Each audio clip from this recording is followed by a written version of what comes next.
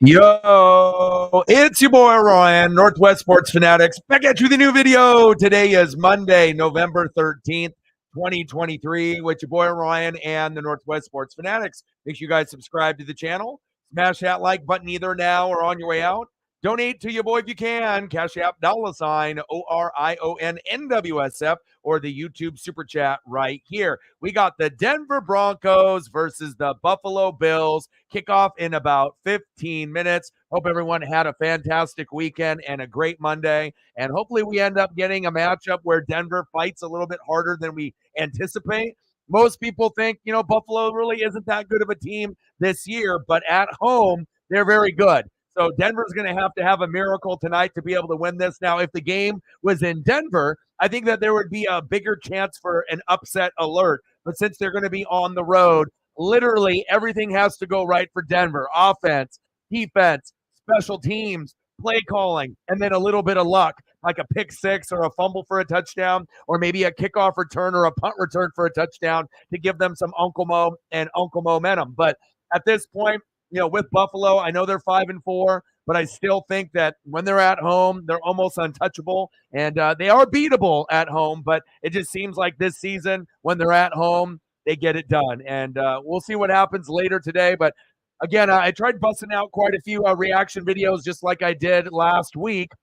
Unfortunately, I had two of them get blocked. So if you do want to watch some of those other reaction videos, they'll be on Twitter/X, and I'll do those through StreamYard exclusively. I don't know what they have against matchups that are really, really good, like the Lions and Chargers. People want to see a reaction to something like that, let alone, my Houston Texan reaction videos the last 2 weeks are not available to be seen, which is very unfortunate, at least on the YouTube side. But hopefully, as CJ Stroud continues to do well, eventually they'll let me, throw one of those up there. And, there's little kind of rules and whatnot, guidelines that you have to follow. And it's not like I wasn't following, any of the guidelines. It just gets to a point where, when you have people, streamers that do the reaction video, they pick and choose, I assume either with a manual person or with AI, on which ones they'll allow and which ones that they're going to block, or if they'll block it in the United States and allow people to watch it outside of the U.S. or not. But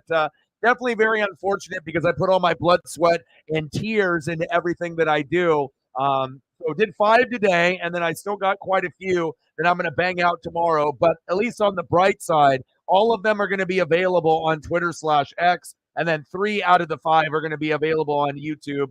And it's kind of funny, too, because when the first one got blocked, with the Texans matchup against the Bengals, I almost knew in the back of my head, I was like, oh, if they're going to block this one, chances are they're going to block the Lions and the Chargers, because that was probably the most lit matchup over the weekend. Back and forth, both of them were. Also, the Browns and the Ravens was pretty good, but I guess they won't give a shit about that one. But that'll be one of the first ones that I do tomorrow morning. So we're going to have to bust out. Let me see what else I have left. So we got Packers, Steelers, Browns, Ravens, Niners, Jags, Falcons, Cardinals, Giants, Cowboys. So those will probably be the 4 or 5 that I'll do. Jets and Raiders, that wasn't really worth doing a reaction video for. Neither was the Colts, Patriots, or the Panthers, Bears. Those ones were a little bit too low scoring, but I think I'm going to try to bang out Packers, Steelers, Browns, Ravens, Niners, Jags, even though that was a blowout, Falcons, Cardinals, and Giants, Cowboys. So I'm going to try to bust out 5 tomorrow, and hopefully I don't get any issues with that as well. Sarah in the building, what's good? Let's get to 100 and donos. Let's do it. Hopefully we get some goats to come in here and show some support. Finley in the building, what's good? Saint Sign, JPP, there we go. You're trying to find that depth, and I was kind of disappointed because I like taking risks in fantasy, right? And I've always been number 1, number 2, or number 3. Number 1 for a majority of the year. Then, Folk King Money and Reflect, started to get a little hot. Me and Chief were undefeated, in the first 4 or 5 weeks. He's had some injuries. He's started to scale back a little bit. But I feel like I've cemented myself as the number 1 team in the league. And like I said, it's still a long season. We still got another month before we get into the playoffs, and anything can happen. And I'm hoping that I can end up getting the right combination. But I took a risk. I decided to go Joshua Dobbs, over Mahomes, obviously who wasn't going to be playing, obviously with the bye. But even moving forward, I think I would go Dobbs over Mahomes, and then also Sam Howell. And then I had Kyler too, but I decided to drop Kyler because I only am rostering 3 running backs right now, and that's too thin. And I thought to myself, I think Jalen Warren and Najee Harris they kind of turned the corner. And I've had both of those guys rostered on my team, on my bench, almost all season, right? But I've let them go, and I've picked them back up multiple times. Sarah ended up picking up Jalen. Jalen had his best game of, in 2023 with almost 20 points. Najee got almost 20 himself. Even though I didn't play him, it'll be something that I will. But I ran Dobbs and Taysom Hill. So they both scored more than 20 the week before, right? And I figured if they go to AK-41 and Taysom heavy like they did in the previous month, I'll be fine. I'll get 20 to 25 with Dobbs and maybe 10 to 20 with Taysom Hill. And lo and behold, they don't even go to Taysom Hill, and he only put up a 4.3, and the tight ends didn't do very good this week for me either. Mark Andrews with a 6.4, Laporta on my bench with an 8.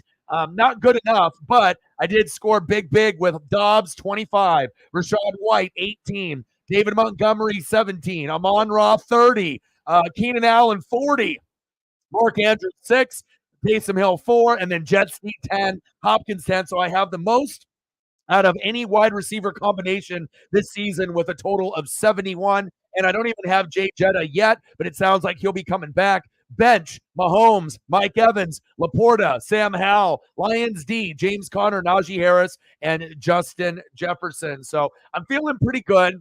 As long as Rachaad White, David Montgomery, and James Conner and Najee Harris can do their thing, I should be able to do pretty good. And you're going to be able to get the 6. I mean, PPR is already worth 1. And, even though she's ahead of you right now, you're getting onto a nice little win streak. And it's funny, too, that right before at 9:59, I was going to recommend that you drop, Cincinnati Bengals D to pick up Najee to give you more depth so you could have Najee and Jalen Warren. But then I thought to myself, hell, I need running back help. Sarah's already, got the bench pieces. We got you 4 pieces, that we upgraded your roster. So I was thinking to myself, well, do I need to grab Najee or not? And something told me at 9:59 a.m. with 1 minute to go to drop Kyler, right? Since I already have Hal, Mahomes, and Dobbs, right? Kyler would be the 4th guy that I would probably start, or him or Hal, 50-50, right?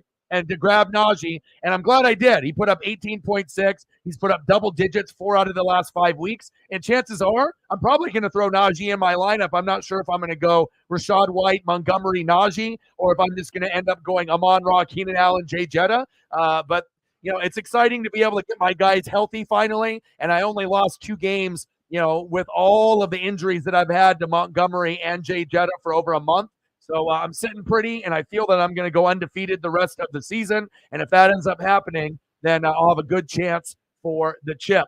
And if you ended up picking up Dobbs in fantasy, that was the key. You have to be able to look at stats. If you don't look at stats and you don't look at trends, you can't take risks. And when I saw with Dobbs, he hit 20 points or more than Mahomes this year, even when he was on the Cardinals. He is a running threat. So I was thinking to myself, Justin Fields 2.0, Justin Fields in 2023. We really haven't had a Justin Fields this season besides Lamar, and even Lamar is kind of hit or miss. So I said, you know what? Let's get Dobbs. Let's throw him in the starting lineup. If I lose, then that's my fucking bad. But I didn't think that both would fuck up with Taysom and Dobbs. One of them did, but Taysom's on a bye, and then I have to make a decision if I want to keep him or if I want to, give his ass the boot for fucking me over in that, matchup with 4.3. Yes, I scored the most points in the week with a total of 166.22. But the thing is even when I dominate and I score 160 to 200, if I have any pieces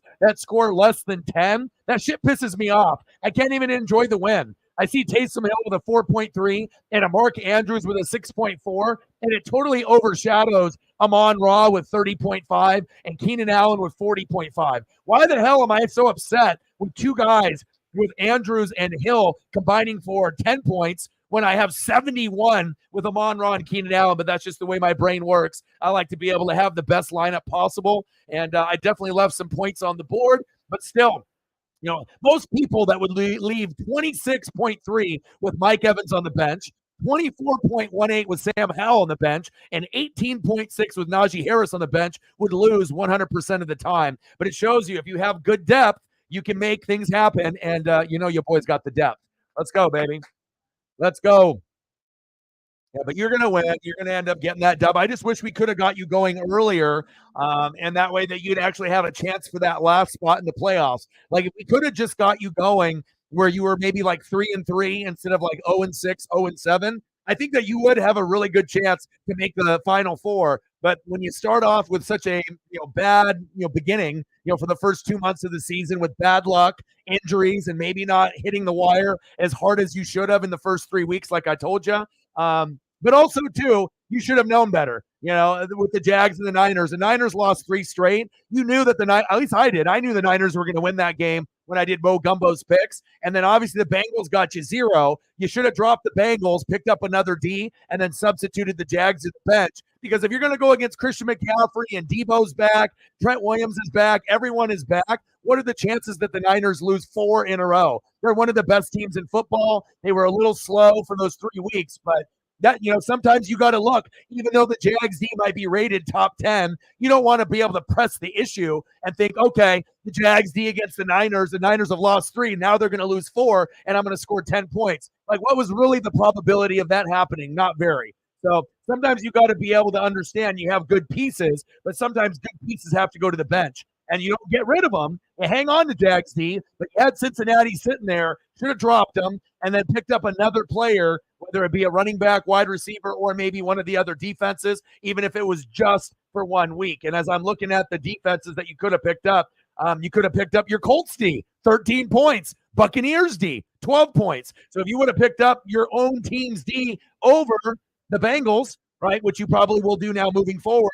I'm not saying that they're going to hit every week. Those little adjustments make the difference between winning each week and not winning, and that's why every single piece on the bench is important. You just can't be like, well, my team is good enough. You always want to make sure you have a team top to bottom that you would consider playing any player, even the ones on the bench, every week. And if your lineup doesn't look like that, then you're not doing enough. If you want to be serious and you want to try to win a championship and you're trying to win every week, you always want to make sure that guys aren't collecting dust. If you got a garbage player or a guy that hasn't been good, get rid of his ass. Get someone else that is an asset to your team, and always make sure that you're getting kicker and you're getting defensive points. So, it is what it is. It's too late, to do anything now. If you would have put Cincinnati D, they got a 0. So, and sometimes that happens. It's like I had the Detroit Lion D on my bench, right? Just because I knew that the Chargers and Lions were going to score a lot. They got -4, but I didn't play them, right? But then this upcoming week, they play the Bears,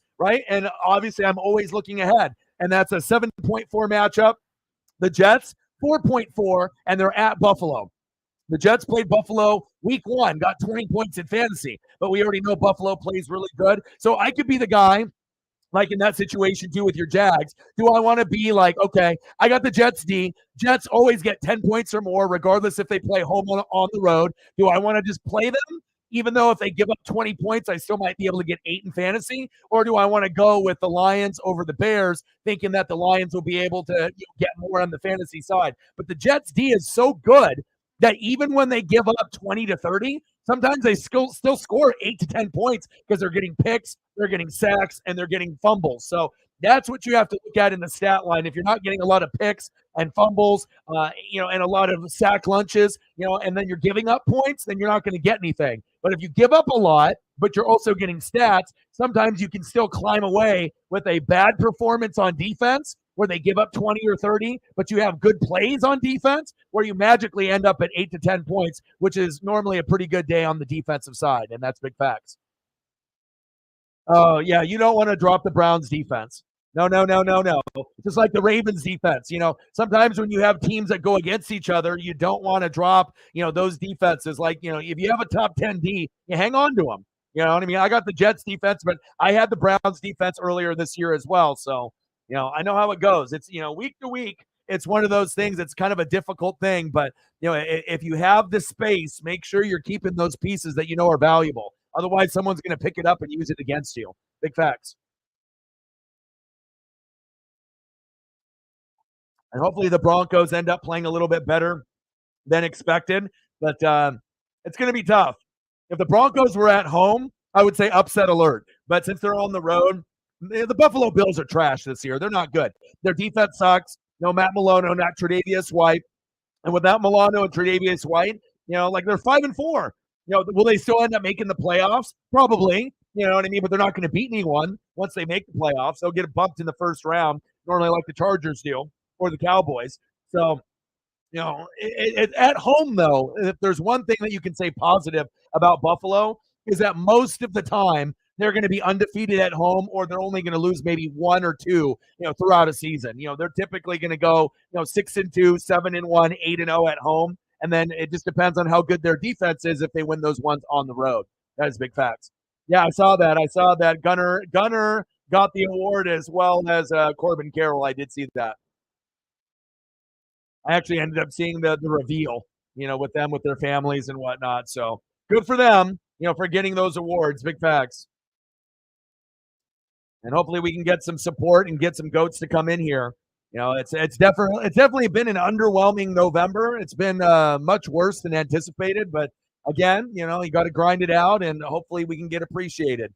And that's why I didn't end up doing any reaction videos yesterday. I wasn't really feeling it mentally. And like I say, when you put in your blood, sweat, and tears, and you grind and you grind and you grind, and you feel that you're not getting the love and the appreciation you deserve, it hurts. And like I said, if I'm not in the right mindset to do reaction videos, I can't just push myself and act like I'm having a great time doing them when I don't want to do them at all. So I had to wait till today, and then lo and behold, the NFL still blocks 2 out of my 5 that I did today. But I guess when it rains, it pours. So, you just got to be able to keep moving forward, and hopefully people give the proper appreciation and love today.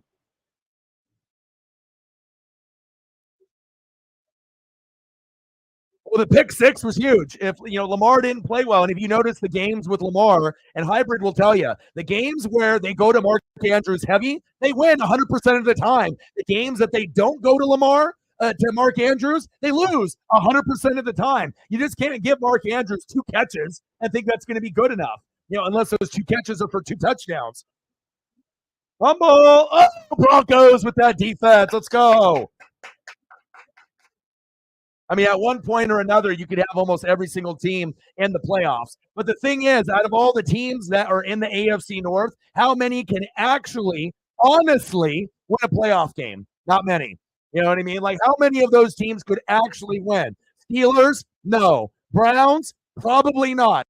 Steelers? No. Browns? No. Bengals? Probably. Ravens? Probably. Right? But you only got 2 out of 4. But record-wise, I mean, they would all be in. But like I said, sometimes you got to separate the contenders from the pretenders. And contenders, to me, are more Ravens, Bengals. Pretenders is more Browns and Steelers. And I even like the Browns better than the Steelers, but I just don't really like Deshaun Watson. And we already know the Steelers' offense is booty too. So got to have an offense at some point.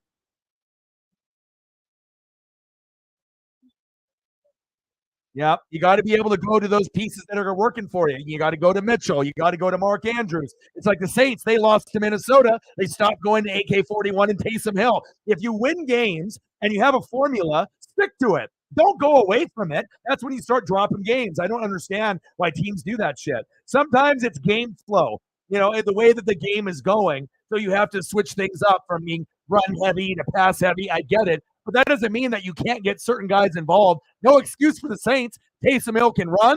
Taysom Hill can catch. Taysom Hill can throw. What was the point of him only getting a couple looks? And that's why they lost. So, and it fucked me in fantasy, even though I still won. So, you got to make sure that you're going to those pieces. And if you go to those pieces frequently, you're going to get results. But if you go away from Taysom, or you go away from Mitchell on the Ravens and go away from Mark Andrews, you're not going to end up getting the dub. You want to go to your strongest pieces, especially if they have Uncle Mo and they've been hot. So that's big facts. Reflect in the building. What's good? Yeah.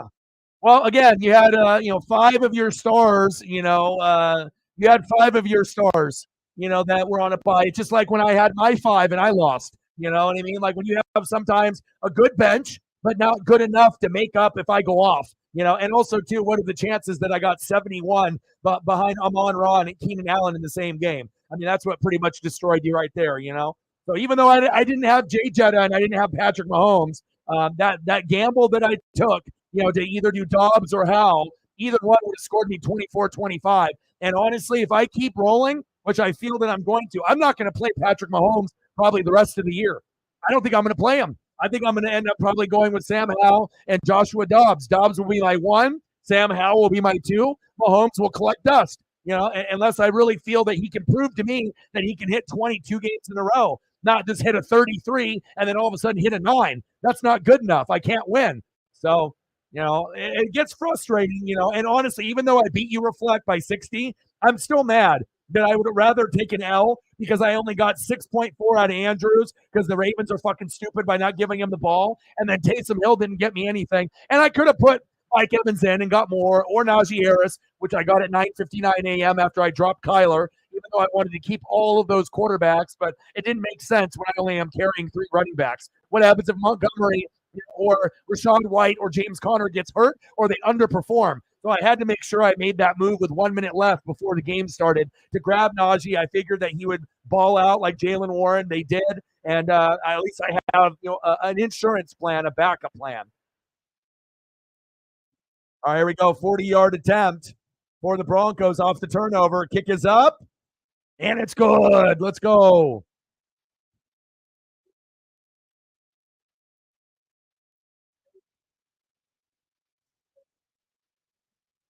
But I mean, anytime I get anything under 10, I'm more pissed off about that than the big numbers that I got from my wide receivers. And that's very true. Like I said, I can't even really enjoy the win 100% when I see like I left points on the board. It's one thing I could have put in Laporta, but none of my tight ends really did anything. If I got Laporta in there, I mean, it would have been like 1.4 more, 1.6 more. I would have got 8 instead of 6.4.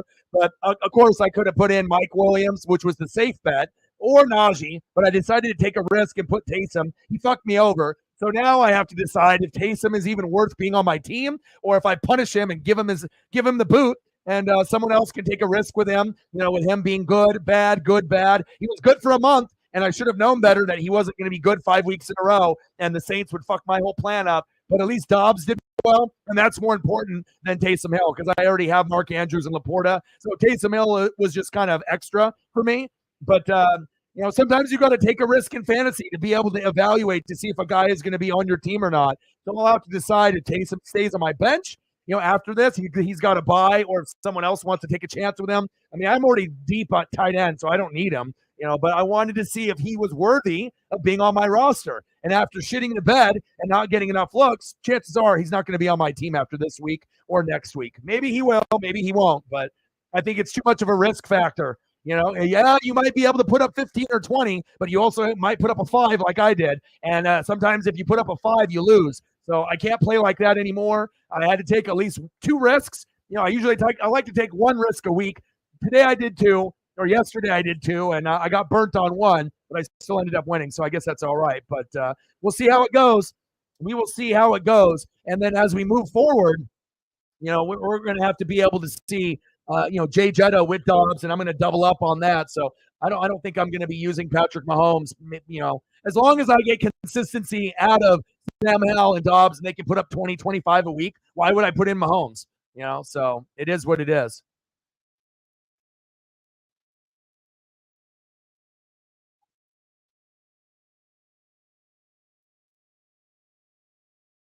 It's funny too. I played 2 tight ends twice, and it hasn't worked for me. Like I said, I've tried it twice. I've done Andrews and Laporta, and then I did, Andrews, and then Taysom, and it hasn't worked for me.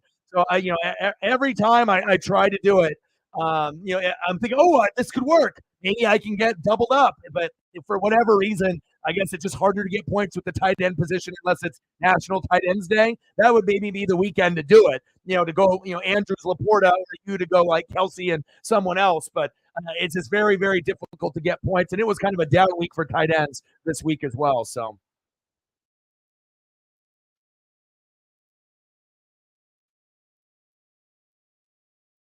yeah, he's a terrible person off the field, but he actually has been playing halfway decent this season as well. Let's do that. That would be good. Yeah, we're pacing for a very questionable month. That's facts.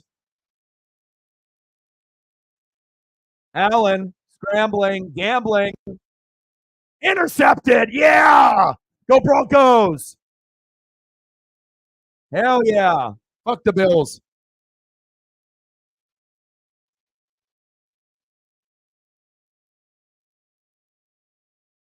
When they go heavy to Andrews, you guys win every time. When you guys don't give him the ball and you guys think that going to like OBJ and Zay and all these other guys, that's when Lamar forces interceptions through a pick six, and then usually the running game isn't as good either. Like you might have one or two plays, but the way that you guys typically win games is you go run heavy, Gus the bus, Justice Edwards, Mitchell, and then Andrews, and let the defense do the rest. And then you can barely sprinkle in Zay and OBJ, but a little, not a lot. That's how you win. But when they decide to go heavy OBJ or Flowers or some other direction, you guys lose every single time. Big facts.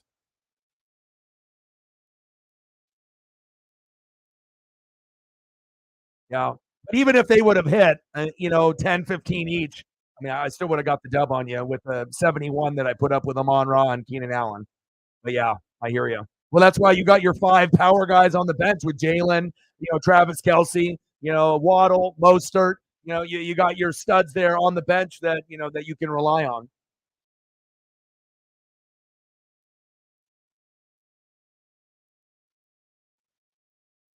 Kincaid. Oh, I guess they didn't give him the pick. Yeah, Purdy came through. You were going to do a Heineke from Heineke, and that would have screwed you over. But Purdy pretty much evened out what I got with Dobbs or what I would have gotten with Howell. So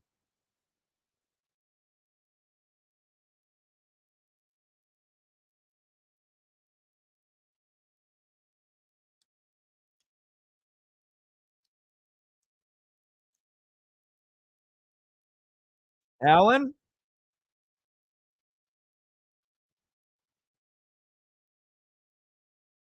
first down, Bills, move the chains. You won. You're not going to lose to Megan twice. The game is long, and they're at home. Now, if they were on the road, you still would get the points, but 5, 6 points is nothing. It's a couple catches and a couple yards, so nothing to worry about. Now, if you needed to get like 16, out of Diggs, then there would be some real concern. But if you only need 5 or 6, you know what I mean? Like you're good to go. I mean, there are going to be some games where he scores under 10. You know what I mean? But a lot of times Diggs is going to give you 15 to 40. So you'll be fine.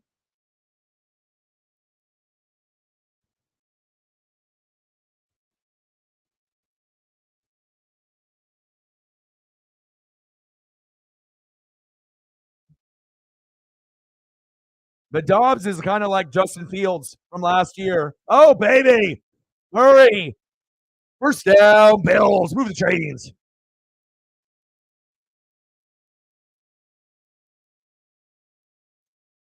Yeah, but I'm kind of upset with the NFL blocking all my shit, like especially in the last few weeks. Like I put a lot of time, effort, and energy to do those videos, and you can still watch them on Twitter/X. But the whole point is being able to put them on YouTube, so that way those people that are sub there that they can watch them. So that way I can grow. And the last couple of weeks they've blocked 2 videos last week, 2 videos this week today, and usually they're the best matchups. It's like how am I supposed to grow when you're blocking my Chargers Lions reaction video, and then you're blocking the Texans Bengals? Like, let me show CJ Stroud and let me show him some love. It's like ridiculous, man. It's not like I'm getting paid anything on those. Like help me get some subs and views. Luckily, they haven't blocked too many of my videos all year. I think all year they've only blocked like maybe 7, and I think I've had 4 in the last 2 weeks, so that's not good. And we're at week 10, so NFL be getting stingy. It's either a manual person or some kind of AI program that they have it, but it's bullshit. Play action fake, and we got flags on the play. But I'm feeling pretty good now because, like I said, I don't even need Mahomes, and I'm getting Jay Jetta back maybe next week. And Montgomery, he looks like he's good to go too. So I'm going to have a pretty much healthy team except for Keenan Allen, who's a little bit banged up from that game. But with his shoulder, it's day to day, but it should be good for me. Saints, it's the first game that they didn't go heavy AK and Taysom, and they lost. But also they got down, 24-3. Dobbs went off.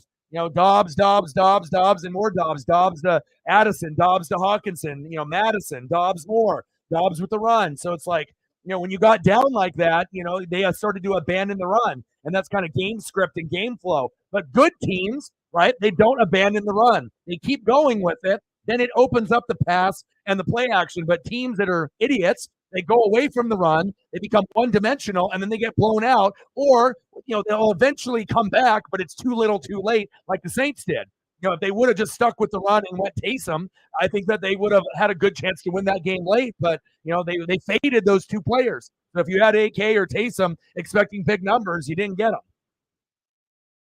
And I don't know if I'm going to keep Taysom on my roster after that. If someone burns me like that, I give them the big fuck you. Like, if you fuck me over, even if it's game script, you're probably not on my team. Like I said, it's like I like to. Oh, intercepted! Another pick for the Broncos. Yes, Justin Simmons. Oh, baby. You get the picks when he's on the road, but now you're getting the picks at home. I love it, baby. Broncos with the upset. Let's go.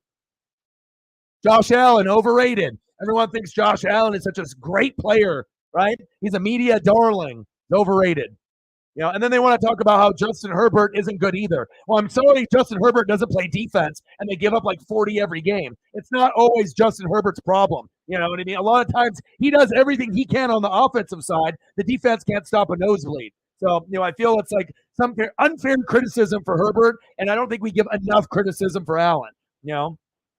But even with that being said, guys like Lamar, who I thought, okay, maybe Lamar is better than both of those guys, Herbert and Allen, and then he shits the bed and plays like dog shit against the Browns. So it's like it's very difficult to be consistent in this league, and that's why there's only a few people that I put like kind of at the top, like Jalen Hurts. He's pretty consistent when Burrow is healthy, pretty consistent.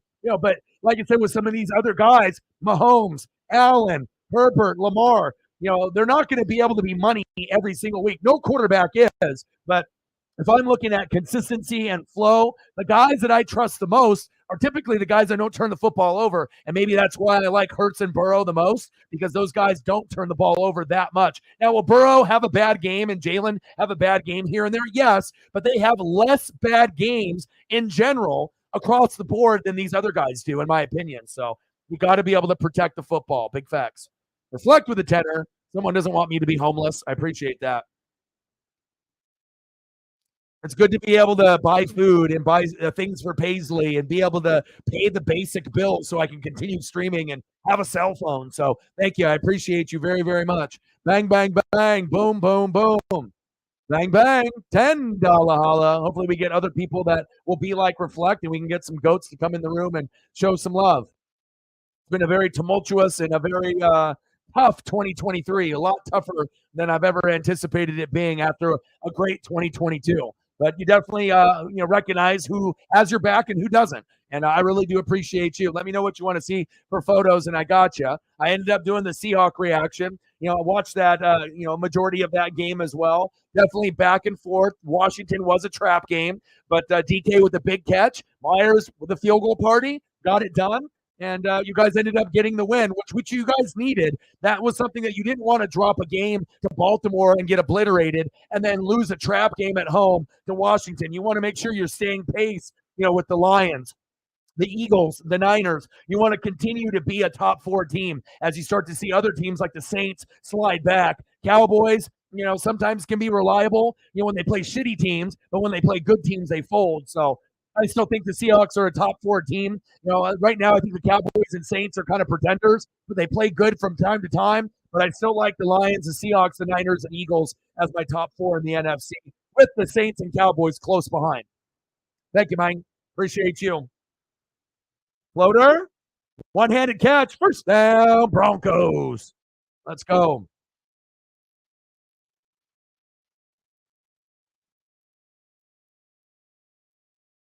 Yeah.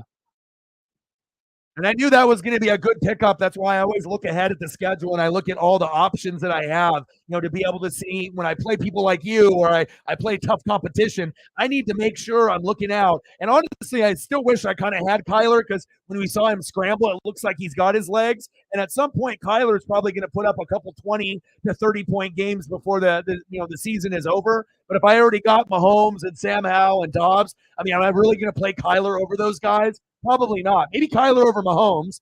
Maybe Kyler and Hal are even. But I'm going to continue to ride Dobbs in that wave as long as he keeps, running the football and being a two-way threat. Big facts.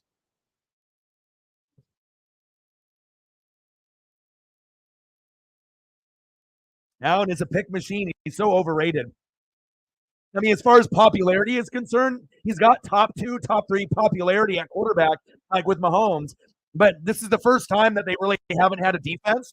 And you've already saw kind of the problems that him and Diggs had at the end of the year last year. But he stares down guys too often, and he's a turnover machine. And a lot of times, the turnovers happen in the third and fourth quarter. Today, they're happening in the first quarter, in the first half, which is very unusual. And they're at home. Normally, the Bills play great football at home, even if their team is dog shit, like 5-4 this year. They're usually undefeated at home, or they only lose like one game at home. The fans help them with that support, right? And then they lose all their games on the road when they don't have a defense. But now it's only 3-0. Now, if the Broncos can actually get a touchdown here and get it to 10-0, then we have something. But we need Russell Wilson to execute. And Russell actually has been pretty good this season. Their losses have not become a problem because of him. It's the defense. And sometimes the defense is hot. Sometimes the defense gives up too much. But really, Russell Wilson hasn't really been the big problem that maybe some of us thought he could have been. Or if you don't look at the stats, you just assume since they have a shit record at 3-5 that he sucks this year. But his numbers are actually much better than last year. They're actually pretty good. Him and Cortland Sutton have a good connection. The running game is weak. The offensive line is weak. Then the defense sometimes is great, but sometimes, they just can't hang on for 4 quarters. So we'll see how it goes. But I was telling my buddy Justin, who's a big Bronco fan, I was like, you know what? Winning this game would be cool, right? But what would be better? Getting Michael Penix Jr. or like Bo Nix or Shadur Sanders or Caleb or Drake May. You have to look at that type of aspect too. Same thing with the Buccaneers and a lot of these teams. We're going to be looking for that next, leader. And do we really want to stick with Baker and Russell Wilson? And the answer is no. We'll stick with them this year, but we don't want to stick with them next year if we don't have to. At least have some competition in the quarterback room, Good stop there.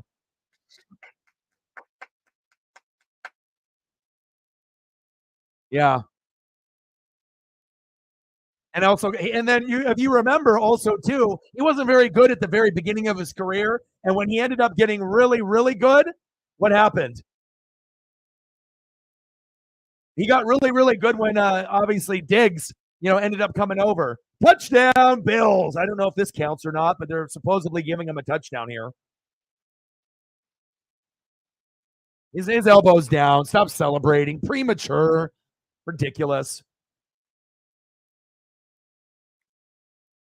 Yeah, but I never really thought Josh Allen. I mean, I watched him at Wyoming versus Oregon. He had a monster arm like Mahomes, a cannon. He could throw 80 yards, but the accuracy was always the big question mark. And then he got Diggs, and then everyone forgot about it. Like, oh, he got Diggs, and then Gabe did good, and then you have these other options that he would go to, and then he covered up some of his mistakes because he would have more touchdowns and picks. But when you start having picks in big games in the AFC Championship game against the Chiefs or during the regular season, you start to get exposed. And there's a reason why a lot of fans would rather have Lamar, would rather have Burrow, would rather have Mahomes, would rather have Jalen. Now you're getting to the category, is it Allen or Justin Herbert? And we always thought that Allen was 2 or 3 positions higher than Herbert, but now they're pretty close to each other. And Herbert doesn't throw the football away clearly as much as Allen, in my opinion. A lot of times when the Chargers lose, if they just had a defense, they would actually be pretty good. The defense really sells them out, time in and time out. But also, let's be honest, Herbert fucks up too. Sometimes he has bad picks. Like he had a bad one in the game against the Lions where he was just throwing to the sideline to throw it out of bounds. And then the Lion defender made a diving grab, literally inches, and got the toes in and then picked him off. So, next time he throws to the sideline, throw it to the crowd. Don't throw it barely to the feet, to the guys in the front row right there on the sideline, because you never know what athletic player might come up with some toe drag swag with a pick. Shotgun set. Russell, get rid of it. Come on, Russ. Get up, get up. Lucas Kroll. Come on, bro. You got to get up.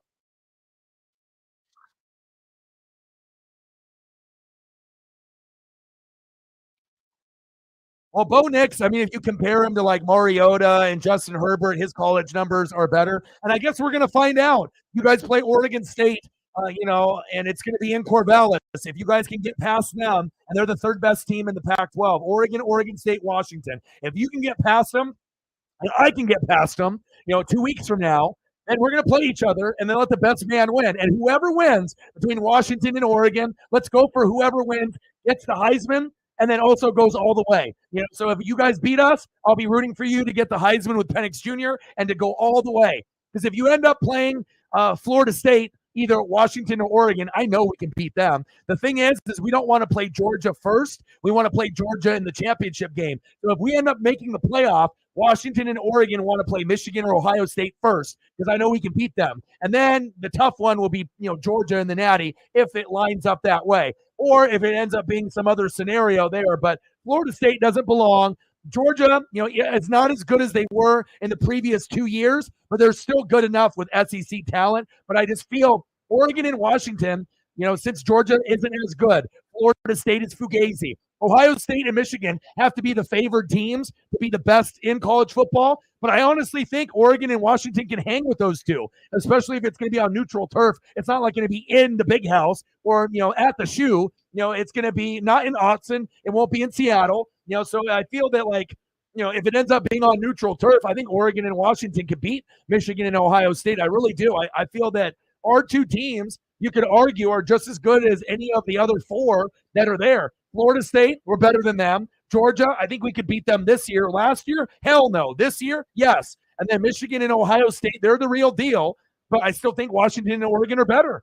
I think we have good balance on both sides of the ball. A little bit better offense in those schools. I think our offense, their defenses are good, right? Michigan and Ohio State, they got the defense, right? But I feel that we got defense too. Washington and Oregon. Oregon's a little bit better, right?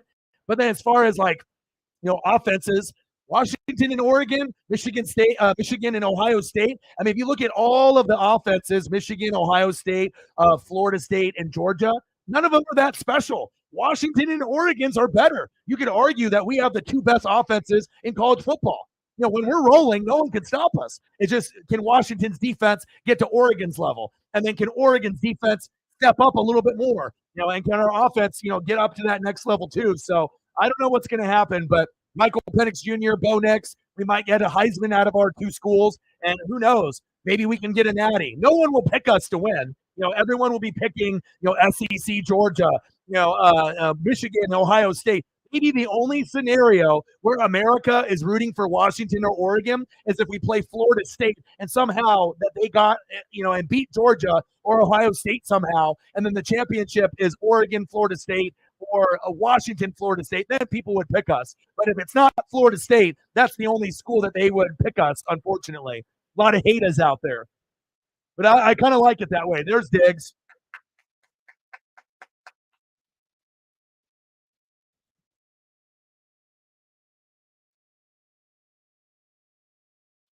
It kind of makes you wonder with Purdy, though, if he was playing on another team like the Browns, how good would he be? You know what I mean? Like, you got a lot of offensive line, coach, play caller, tight end, wide receivers. Like, you have the best scenario. Now, if you go somewhere where it's not as good, are we even talking about Brock Purdy, or are we still talking about him? Are you a system guy, or can you actually go somewhere else? Like, if Purdy was on the Jets, would he have Aaron Rodgers numbers, or would he have numbers slightly better than Zach Wilson? You know what I mean? That's the real question. Because obviously the offensive line is a big part of Purdy's success, giving him plenty of time to go through his progression. So,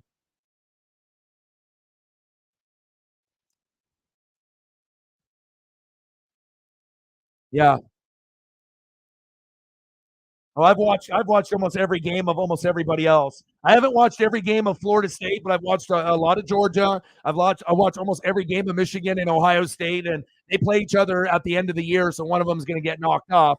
And then obviously, we cannot doubt for a second with Oregon State though, because if Oregon State plays the way that they played this year, and I'm not even joking, they could beat Washington and Oregon and come out of the blue. Like everyone just assumes it's going to be the Huskies and Ducks, but the Beavers are number 3. They're number 10 in the nation. They're 8-2.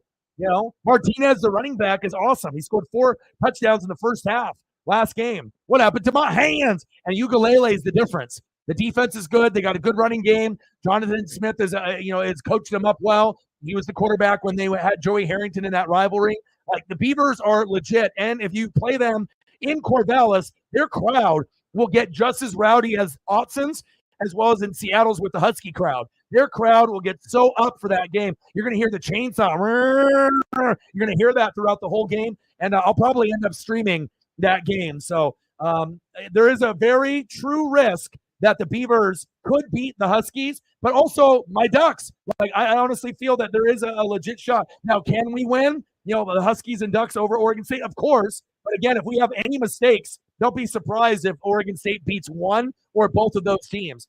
That's the one that I was worried about the most at the beginning of the year.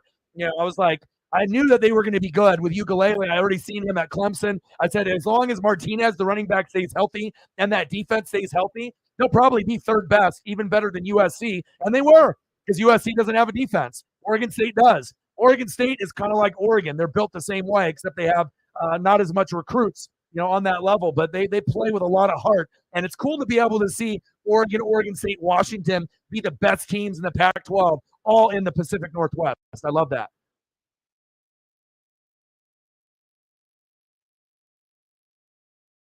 If you lose to Oregon State, and you're not going to lose to Washington State, you're still in. Yes, that would mean that you're in the same spot with Oregon, because we're going to probably, if you guys lose that game, you have one loss, and then if we win the last two, Arizona State, and then Oregon State, and then we win, then we'll essentially have the same record. Where we're going to be sitting at, like, both of us will be at like 11-1, right? And then we'll go at each other, and then the Beavers at that point would be like 10-2. So even if they, the only way that the Beavers would be able to get in there is if they would have to beat both of us, and then it would be Beavers and Huskies in the Pac-12 championship. But that would be, I don't want to say impossible, because they could do it, but it would be probably the wildest thing in college football that no one is actually looking ahead to think of that scenario.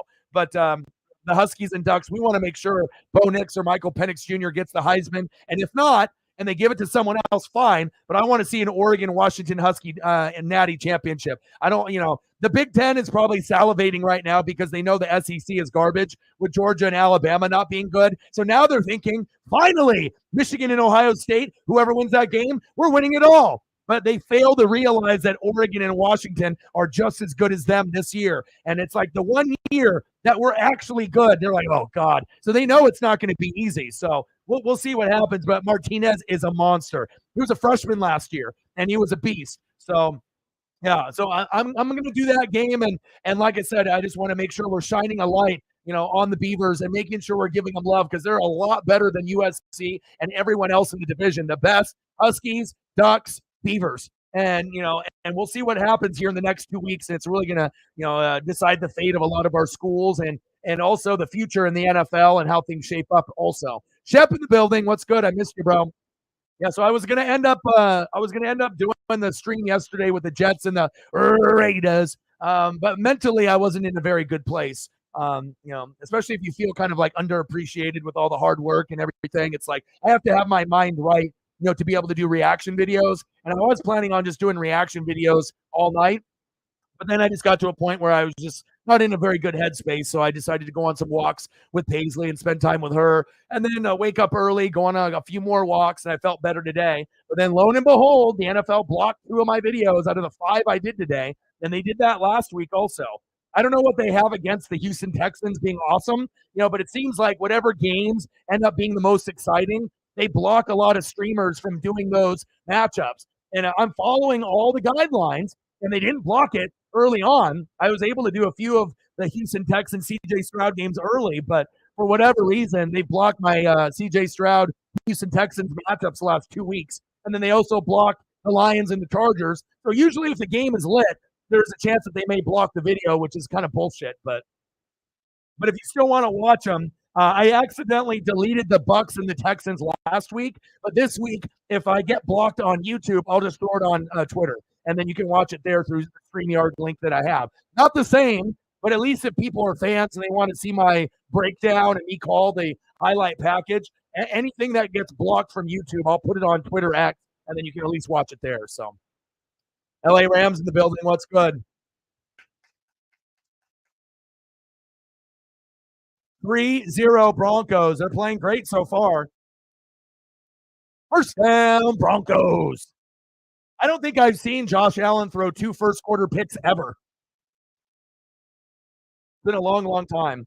But also, too, remember, Reflect, it's just like when I lost, when I had my 5 guys either injured or on a bye. It's not like you had your 5. You had all your guys playing. I had all my guys playing, and I beat you by 60. I beat you because I was supposed to beat you because you already had all your guys out. You know what I mean? You had to settle for Brock Purdy. You had to have Saquon and Brees, who you never would play, right? You had Pitts in there. You never would play him. Normally you're going to have Kelsey, Hurts, Waddle, Mostert, and Swift. I mean, just with those 5 players alone, you could get over 100 points. So, yeah, I beat you by 62, but, I mean, my guys went off. Honestly, if my guys didn't go off, maybe I would have beaten you by like 10 to 20. Maybe you score 104, maybe I score 114 or 124. But it just so happens that my wide receivers went off, and my running backs went off, and Dobbs went off, and my kicker went off, and I only had two bad spots, 7 out of 9. You know what I mean? But if you would have had yours, maybe you win. Maybe I still win. Maybe some of your guys shit the bed. I mean, you don't know, but anytime you end up having a majority of half of your lineup or over of half of your lineup not available, you're going to lose, especially when they're as good as your players and my players. You know what I'm saying? I mean, like I said, also too, I left 26 with Mike Evans on my bench, 24 Sam Howell on the bench, 18.6 with Najee. 99% of people that play fantasy, if they left that on the bench, that's an L. But if you have depth, then it shows you that you can still overcome. But again, I've worked really, really hard, and I've made an insane amount of moves. I'm at 103, which is probably 70 more than anyone in the league. But it shows you if you put in the work, you can get the results. So.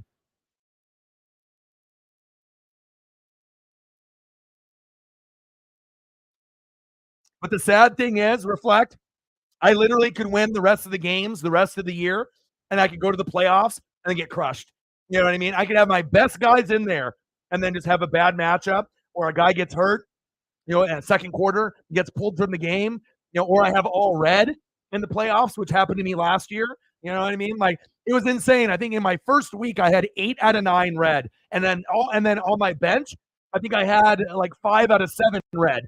It was like the reddest red I've ever seen in my goddamn life. What am I supposed to do? Substitute one red for another red? Like, and it's very hard. And then if you end up being down, let's say 15 after week 1, you're fucked. Because then if you end up having a pretty good week in week 2, what happens if that other person you're playing had a good week 1 and a good week 2? You literally have to make up that 15 that you're down from week 1 because it's most points combined. And sometimes that's tough to do. So, even if I end up being number 1 seed, it doesn't mean I've been the number 1 seed or number 2 seed almost like for like last 5 or 6 years, but I haven't won a championship in over 3 years. So it's like, it's been a minute, so we'll see how it goes. But, or you can lose by 0.5 on the last play in fantasy. And that, it was the craziest shit because literally it was like the last game, the last week, it was like literally the last game of the season. Like, it's over, the last game. And it was in the fourth quarter, and it was literally the last snap. And the only scenario that I would have lost is if this guy would have, Michael Pittman for the Colts, if he would have caught a pass for 6 yards or more. And if he catches it, I lose. And if they go to anybody else, I win. And what do? They go to fucking Michael Pittman. And he gets like a 7-yard grab, and I lose by 0.5. So, even though we didn't have a winner last year, with the DeMar Hamlin situation and whatnot, but I think Shep pretty much was the winner, but we didn't really claim a winner. Because Jake wanted to be an idiot and complain about shit, But I told him, I was like, listen, I want to make sure it's all fair. But again, if Shep has got, Burrow, who's hot, Mixon and Higgins, and it's best out of 2 weeks, and DeMar Hamlin's situation happens, you can't make up the week. That it happened at that particular time. That's like 100 points that he didn't get. So, like to claim yourself as a champion when he didn't even have all his players play, I mean, that's asinine. You know what I mean? So, if you want to argue and bitch and moan, then obviously you can't put yourself in the shoes of what if Jake would have had Burrow and Mixon and Higgins. Would he have been bitching and complaining? Of course. But of course, it shows you who has empathy and sympathy and who doesn't give a shit. Because obviously if you had those three guys, you would be moaning and bitching and complaining. So we didn't have a winner last year, but I think we're going to have one this year. We'll see how it goes. Fucking Pittman. I still remember that shit. Bullshit.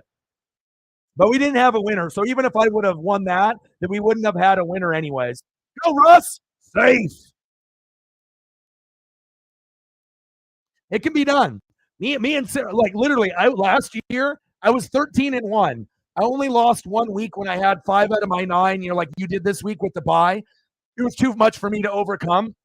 And even with that being said, I think I only lost by 10, like 10 to 12 points. Sarah, I was right behind me. She was like 12-2.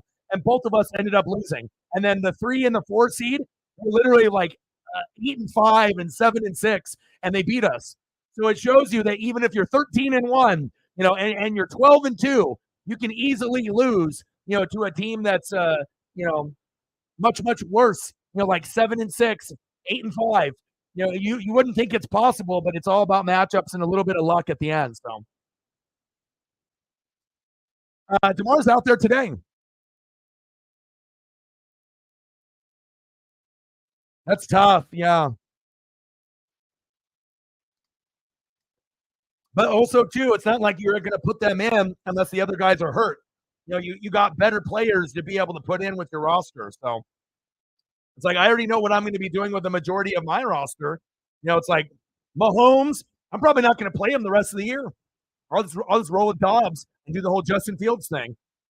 Get rid of me, Russ.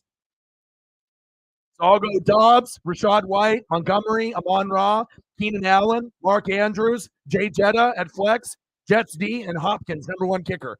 And then if I have to throw in Mahomes or Mike Evans or Laporta or Hal, James Conner or Najee, whatever I need to do, I'll do it. But we'll see on how the matchups roll as we move forward. But that's why I make so many moves every single week, because the league changes week in and week out. Just because someone's good, for 1 week doesn't mean they're going to be good the following week.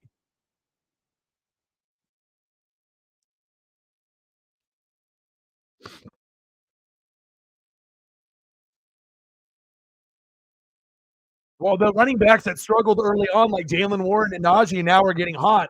For whatever reason, that offensive line is playing better. And I had Najee and Warren, and they were giving me about 10 points. That's it. But that was good enough for my RB2 because my wide receivers were so good. But then Montgomery got hurt. Jay Jetta got hurt. And I was like, fuck my life. It's hard to make up 50 points a game, when those guys are out. But luckily, I did go wide receiver heavy, and it's worked out pretty good. And Rachaad White has been hot in the last month. So that worked out for me. Now I got a quarterback in Dobbs and Howell that's better than Mahomes. I don't got to worry about playing Mahomes anymore. And Jay Jetta might be back next week. So I think I'm going to go on a little bit of a tear. If I had to take a guess, I would assume I'll win the rest of the games in the regular season. I'll have the number 1 seed, but that doesn't necessarily mean I'm going to win it all. Then we just have to go to the playoffs and see where we go from there. But I have a feeling that I'll go 12-2 if that's what it ends up being. I don't know how many games do we have left. 1, 2, 3, 4. So 8, yeah. But we'll see. We will see. Yeah, White was not very good at the beginning of the year, but he's gotten very, very hot, And like I said, I had to wait. And I decided to hang on to Rachaad White because obviously me being a Buck fan, and I got rid of Ramondre Stevenson. And maybe I should have kept Ramondre Stevenson, but still the Patriot offense is terrible. So it's like even with Ramondre, it's like it's a crapshoot. Does he get to 5 or does he get to 10? Does he actually get to 15? Like, I would rather just go with a guy like Rachaad White where the offense is actually rolling with Baker and Evans and Godwin than just going with an offense that's absolute dog shit with New England. So that was maybe my one mistake. And then, Shep picked up Ramondre, and there's been a couple games where he's shit the bed, but most of the games since Shepard has picked up Ramondre, he's got 10 to 15, I would say 70% of the time. And then the other 30%, he's gotten like 5 to 8 points. But it's worked out. for him picking up a guy, that he needed to have a better player at the position. So Troutman, good tackle. Zay Jones, battery. MT13, Michael Thomas, arrested. I'm not sure if they really arrested him, but he got in trouble over the weekend. It seems all these NFL players be getting in trouble. But I'll tell you what, Mark Andrews with a 6.4 ain't cutting it for me. I might put his ass on the bench and go Laporta next week. And also, you have to look at stats. Laporta scores touchdowns at home only, and if he's on the road, he doesn't score. His numbers are, traditionally lower. But again, no one looks at that kind of information besides a psycho like me. So that's when I decide when I play Laporta. When Laporta's on the road, they never go to him. He's always like the fifth focal point. But when he's at home, he becomes the second or third focal point, and they try to hit him in the end zone. So that's why I never will start Laporta, giving you a little, tidbit of my fantasy team, but I will only start him at home. And they got the Bears, and it's a green matchup. So, you have to look at the stats, and I'm always looking at home and on the road and the difference. How many targets at home? How many touchdowns at home? How many touchdowns on the road? And if you're not getting anything on the road, why the hell am I playing you? I want to make sure I'm playing you at the right spot, and you have to pick up tendencies and trends. And if you do that, instead of blindly just throwing your guy in there because he's Mark Andrews, sometimes he's going to hit, but other times he's going to shit the bed. So, Jonnu Smith, yeah, that's why you got to have good tight ends, brother. It's a very tough position, and you want to make sure you got one or two. And I was just blessed with Laporta, obviously, and Andrews. But Andrews, like I said, he's number 3 tight end. You got Kelsey and you got Hawkinson. Those are the best. And then, even though Andrews has been pretty good, he's had a 7.5 and a 6.4, but 15.5, 25, 12.5, 10.9, 22.3, 14, 17, and then he did some bullshit and got a 6.4. So how are you going to go 10, 6, 6, 5, 10, and then you're going to give him 4 looks? It's like anytime you give them low looks, right, you lose every single time. Same thing with the Saints. When you don't go to AK-41 and Taysom, you lose. So, but I wish I could get a little bit more excited for Amon-Ra and Keenan Allen giving me 71 combined, 30.5 and 40.5, but I can't. I just stare at this Mark Andrews 6.4 and I want to throw my phone at the wall. The Taysom Hill one hurts me the most because if I would have put in a Laporta, that would have gave me 8 over Andrews, so 1.6 more. Who gives a fuck? But Taysom Hill, 4.3? Really? After scoring 20 in the last 2 weeks? I could have put Mike Evans in, 26.3. Hell, I could have put Najee in at my flex and did a reflect and go running back. He put 18.6, but I was an idiot. I took a chance and it failed, but at least it didn't cost me the dub. If it would have, I would have probably never picked up Taysom Hill ever again. But, it's game flow. Well, the Tua and the Hill thing worked out for you earlier in the year, but it shows you got to have more depth because if you end up playing a good defense, they don't really do a whole lot. Like Tua and Hill go off against the shitty teams, but like the Buffalo Bills, or the Dallas Cowboys, like CeeDee Lamb and Dak, but then when they go against a good team, not the Eagles, and not a team in the division, but if they go against a good team, the stats disappear, besides the teams in the division, but when they play a really, really good team, like, numbers go out the door. So, yeah, but that doesn't matter to me. You know what I mean? Like 60 points is 60 points. But the thing that I'm competitive. I'm a perfectionist. So when I see that I left points on my bench, that actually makes me more mad than the win itself. I can't even enjoy the win. Now if I would have played the perfect lineups, Laporta, and then I would have been, and I was going to play Mike Evans, and I made a switch at the very end. I said to myself, Mike Evans, safe pick, Taysom Hill, risky. And I just said, fuck it, I'm going to go for the risky and see if Taysom can get me 20 again. And he clearly did not. So sometimes you have to go with the safe pick and not take a risk. But I did 2. I did Dobbs and I did Taysom. I should have been smart and just chose 1 risk, not 2. But you live and you learn.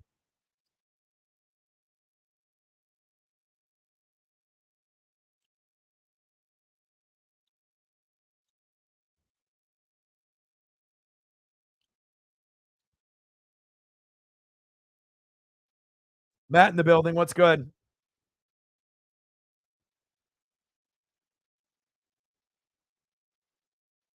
Third down and 5. When's the last time you seen the Buffalo Bills with a 0 in the second quarter and Josh Allen with 2 picks? Almost another one. And the Bronco defense has been very, very good in this last month. We've seen Denver play the Chiefs very, very well in the last month, and that defense is carrying over, obviously, into this matchup here in November. Now they're getting boo birds. When the last time that the Buffalo fans booed Josh Allen? They're booing him like he's fucking Daniel Jones. I'm telling y'all. Defense wins games, defense wins championships. And when you don't got a defense, then you get exposed. Yeah, Gibbs is a beast. Too bad the Faux King had him on the bench. Should have been smart enough to throw him into the lineup no matter what. And everyone said, oh, that's a stupid pick. Remember? Oh, it's a dumb pick. And it doesn't look that dumb now. Thunder and lightning, right? You got the Thunder with Montgomery, that big physical back, 3-down back, and then the Lightning and Gibbs. And there's not really anybody like him in the NFL either. It's a great 1-2 combo.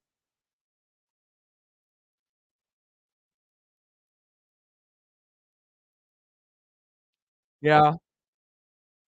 Well, you thought, Shep, that you were just going to run away with everything with Tua and Tyreek, right? You thought, oh, I got Tua and Tyreek, I'm winning every game, and then you're like, oh shit.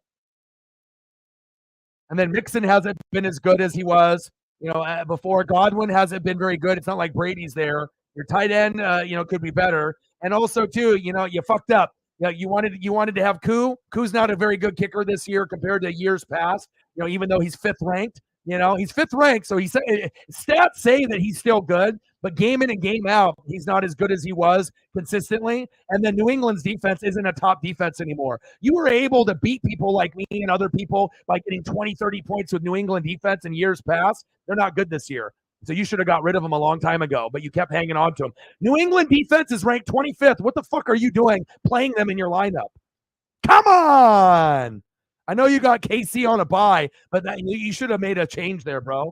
25th defense? How the fuck do you expect to go to the playoffs playing the 25th defense? 25th? You got to look at the stats, brother. You got to look at the stats, brother. You just can't do it based on what they did last year and the year before and the year before, because normally New England's a top 10, top 5 defense in fantasy. 25th? Bro, they wouldn't even be anywhere near my team at 25th. No way in hell, bro. 25th? They put up 7, 4, 11, 2, 1, 2, 5, 4, 4, 7. Shap, brother. Come on, bro. That's like some friendship probation shit. 25th? How the fuck are you going to play them? You got to move on. You got to move on. I mean, even if it's not as a popular defense like the Colts or the Buccaneers, at least you can get more points than what you're getting there. You got to step it up. RBs, tight ends. Well, you got Ramondre Stevenson from me. But it shows you, you got to make adjustments throughout the year. You just can't be satisfied with what you drafted. Fuck it. It'll work out. It don't work out like that. Yeah. Yeah, but if you actually, even though you've been playing KC defense and KC defense has been great, throughout the year, it's always good to have another one if you need it. So, Dennis in the building. What's good? Reflect, what do you want to do for photos? Let me know what you want, and I got you. 90 to go.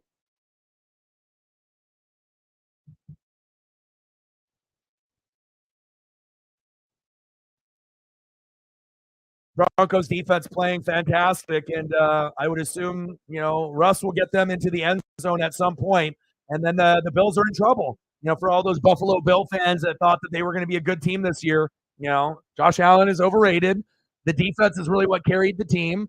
He's a turnover machine, and the running game is not as good as people want to say it is. If you don't have a top 10 running back, you're not going to be able to help Josh Allen out. He's not running the football himself that much either. And it shows you Tre'Davious White, Matt Milano, Von Miller. When you don't have guys in the lineup, you're going to not be a very good team. Absolutely. He got a huge payout, too. Like, Jimbo, go home. Here's like $70 million. Oh, big hit. First down, Broncos.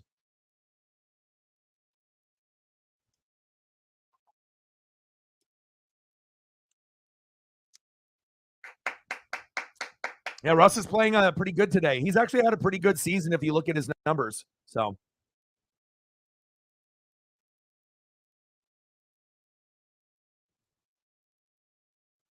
but I definitely feel that the Josh Allen talk will, kind of, you know, all those people that thought Josh Allen was a top 3 quarterback, he clearly isn't. He's a popular quarterback, top 3 in popularity, maybe.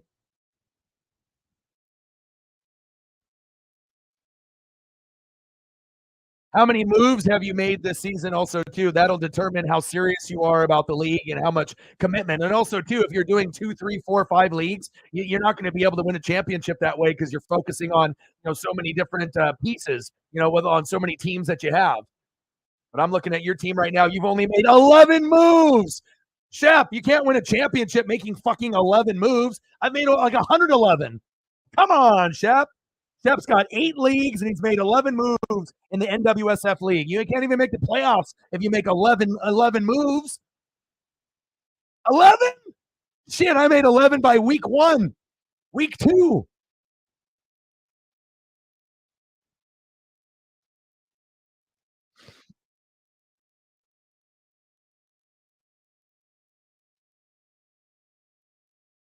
All right, hero. Broncos knocking on the door. And usually this is Cortland Sutton territory, so don't be surprised if we get Russ to Cortland Sutton. He scored, in almost every game this season. It's like 6 out of 8 games he scored a touchdown. So they got Williams here, and then maybe the next play they'll go to Cortland Sutton. At least that's where I would go. On second down, this would be a perfect play. Fade route to Sutton. Let's see if they do it. Unless they want to hit him with a slant or a cross, whatever they want to do.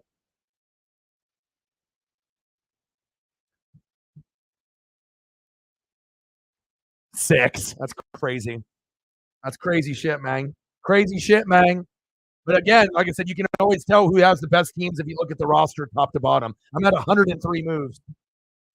Russ, handoff. Go to Sutton, damn it. I don't even have Sutton anymore. Go to your weapon.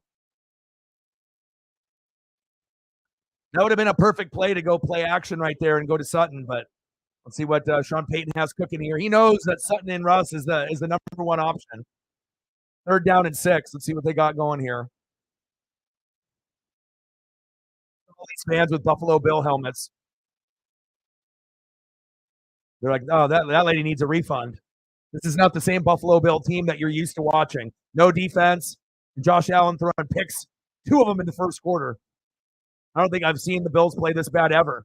Russ, scrambling, gambling. Look up. Look up.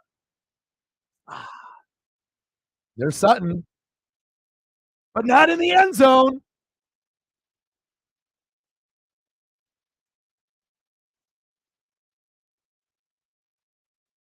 Kick the field goal. Field goal. Peyton field goal.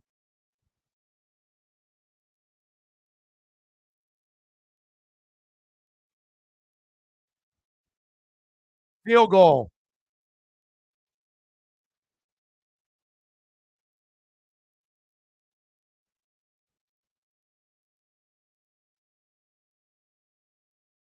They're just trying to get him to go off sides.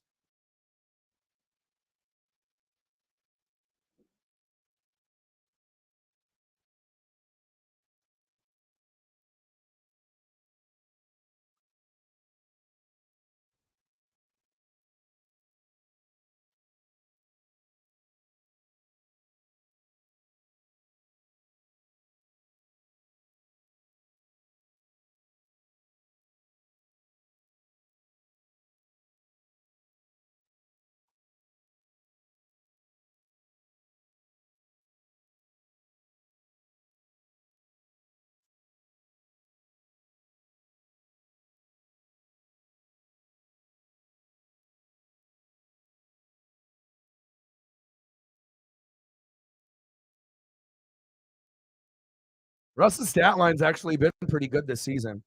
But again, like I said, if you don't watch teams play, it's real easy to be able to piggyback off of the whatever the media wants to portray a particular player and whatnot. Like, if you actually look at his numbers this year, he hasn't been the reason why the Broncos have been losing games. At the beginning of the year, it was the defense that wasn't playing good. And now the defense is really playing good in the last month or so. But again, Russ needs to be able to put them in position to be able to score more points in the red zone. I'm not sure if I like this call. 4th down and 2.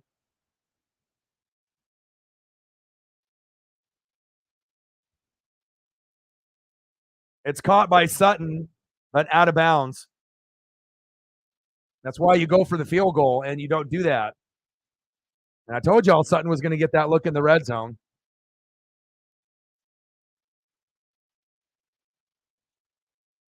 Looks like he got one. I mean, he tried. That's very close. Wow. What if they give him the touchdown there?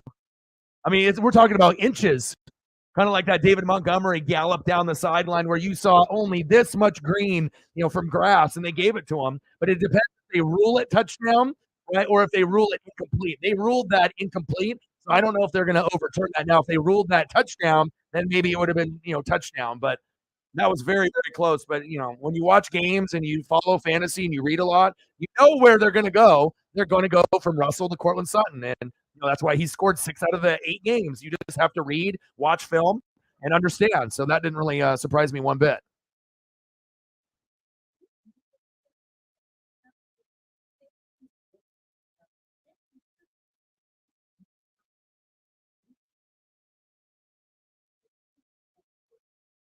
Yeah, but the thing, it was ruled incomplete, so it has to be enough evidence to overturn, and that's like, you know what I mean? Like, let's be honest with that. I mean, what would we say? Like, definitively, that's like what, touchdown? What, 10%, 90%? Like, I don't know. It's not like, oh yeah, that's a touchdown, 100%. That's just like, like the one toe is in and he's dragging the other one, but I don't know how definitively that is.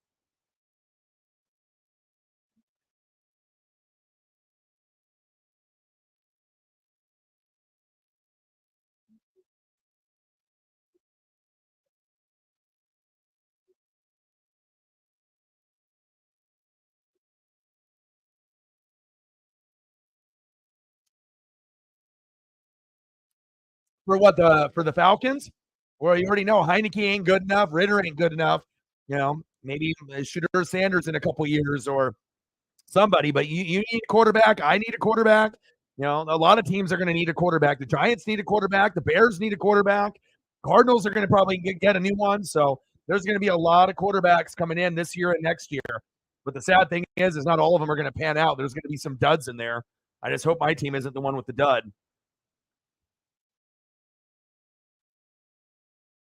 Looks like they're going to give him the touchdown. Touchdown, Broncos. Cortland Sutton again. Wow. Wow. And then Bills fans don't like it, but that foot is in. He's dragging it, but is that one? Does it hit the ground though? Where he drags that second foot? Do you see the pellets come in the air? You can't really tell if he actually is touching or if it's air in between his foot and that blue. Normally, you see the pellets come up. I didn't see no pellets come up. I mean, based on the foot position, it looked like it could be good, but I don't really know if you see. Oh, doink! Ball doesn't lie, so it wasn't a touchdown. Ball don't lie, like Rasheed Wallace said. If it was a touchdown, that would have been an extra point made, but he doinked it. Ball don't lie. There was air underneath that foot there, but they still got the touchdown. And I'd rather have the Broncos win this game anyways.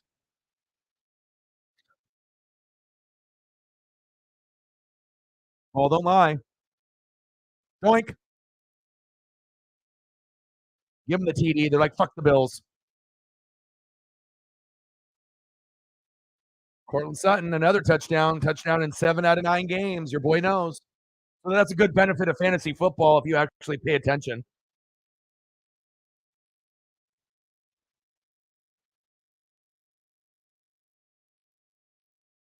Sutton is very underrated.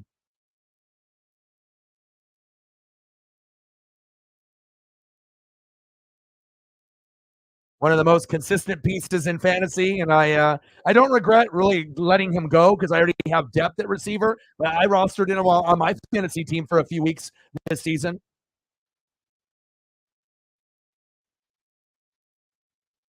Nice job, Cortland.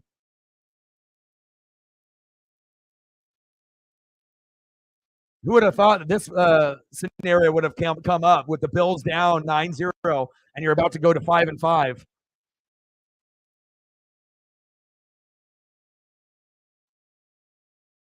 Yeah, and that's good for Russell Wilson, bad for Mahomes. I got Mahomes in fantasy. I'm not going to play him the rest of the year. I got Joshua Dobbs and Sam Howell, and I trust them more. Josh Dobbs is ranked 8th, right, out of all quarterbacks, right? Sam Howell, he's ranked 5th, right? Patrick Mahomes is ranked 9th, but I don't trust him. How can I trust you?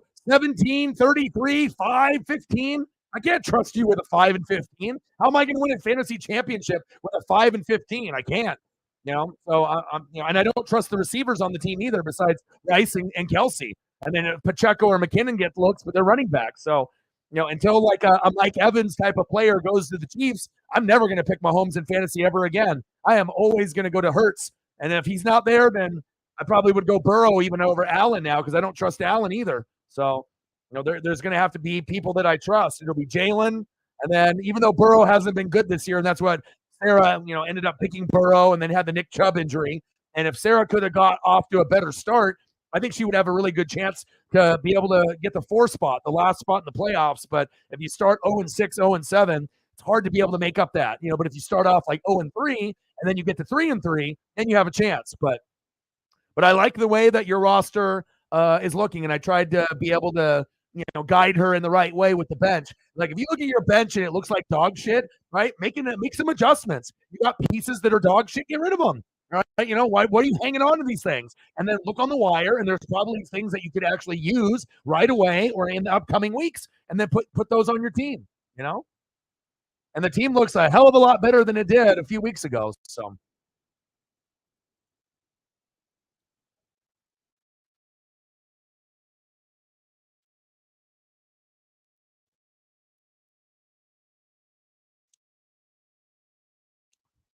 Purdy at Tampa Bay, Hurts at KC.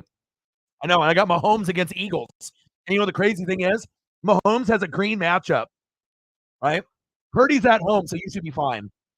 You know what I mean? You should be fine with Purdy at home. Tampa sometimes plays good on defense, but Purdy with that offense, Trent Williams is back, Debo's back, everyone's back pretty much for the Niners, and that's why when I did Mo Gumbo's pick, I told him that the Niners were going to win. And, I know Sarah had the Jags defense and was mad, but you had to understand, when a team is elite and they're top 4, whether it's overall or in the NFC, the Niners aren't going to keep continuously dropping games unless Debo was out for the year, Trent Williams was out for the year, and they continue to have those problems. But when those guys come back, eventually they're going to figure it out, even if it's a tough game on the road. And then they blew out the Jags. And, the Jags haven't lost a game since September, but I knew the Niners were going to win that game 100%. But yeah, Mahomes is playing next week off a bye, the Eagles, right? And even though they're at home and it's a green matchup, 30, out of 32. So it's the third best matchup for a quarterback. He's projected for 21. Sam Howell's going against the Giants, who are dog shit, but their defense is pretty good with Thibodeau. 17.8, it's a red matchup. And then I got Dobbs at Denver, green 26, 19.6. I'm going with Dobbs. I don't think Mahomes is going to play for me the rest of the year. I really don't think so. Like, that was one of the most wasted. Like, imagine I don't play Mahomes the rest of the year and I can win a championship. But that's the route I'm going to go.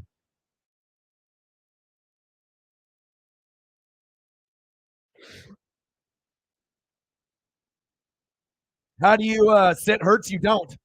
You don't sit Hurts because he's the best quarterback in the NFL. The offensive line, even though the Chiefs have a top 3 D, the Eagles also are very, very good on O-line and D-line. And so you got to think that, even if it's a shootout, back and forth, Jalen's got A.J. Brown, who is arguably the best receiver in football besides Tyreek, right? So even if the Chiefs' defense is pretty good, they're not that good in the secondary. So you already know Devontae Smith and A.J. Brown will get theirs, as well as Goddard.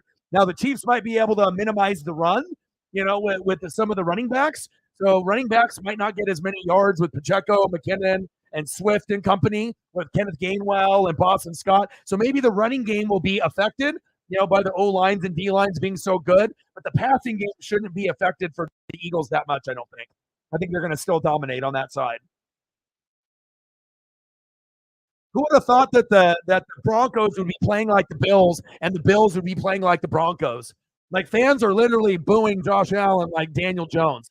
Who would have ever thought we would see the day that this would happen? And I remember seeing these Bills Mafia and these Bills mom and Bills, they're making comments about the Bills and how they're still the best team. Well, they don't look very good, and it shows you might have been able to get away with some of those things in the past, with just Josh Allen. But when you don't have key players on defense, that's what really hid some of those weaknesses that the team had. You don't have a top 10 running back. Now you don't have Milano or Tre'Davious White to clean up, Allen's mistakes. And now Allen is throwing more and more picks. You can't run the ball. And then now everyone knows it's going to be going to Diggs, so they know how to play him there. Yeah, you got Dalton Kincaid instead of Dawson Knox, but that's not going to win you a game every week. You got Gabe Davis and you got a few others, but no one's afraid of them. So a lot can change in 1 year. Allen, there's Diggs. Get Sarah some fantasy points. There you go. Did you beat Megan yet, Sarah?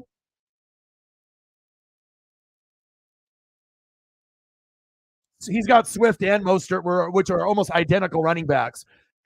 Like power backs that run downhill, and those would be two players that I would have drafted or picked up on the wire. Absolutely, those are my type of guys. I look for the Mike Allstott, David Montgomery kind of guys. Those are the guys I typically look for. The bruiser, smash mouth guys. Maybe not necessarily the most popular, even though the year before I got Chubb, Jacobs, and Saquon, I took a risk and it worked out for me.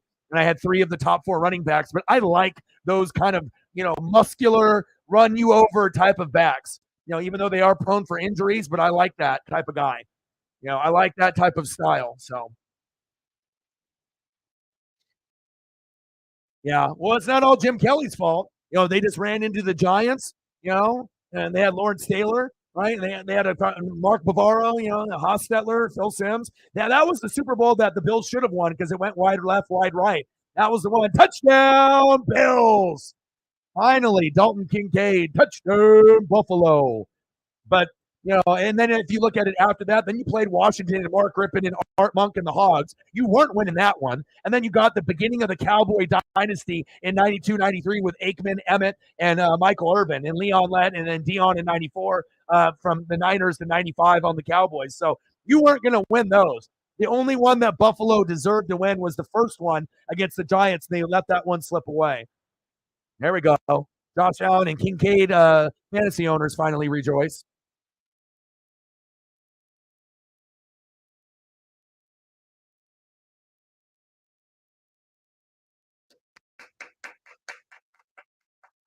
You guys are sleeping, though. What happens?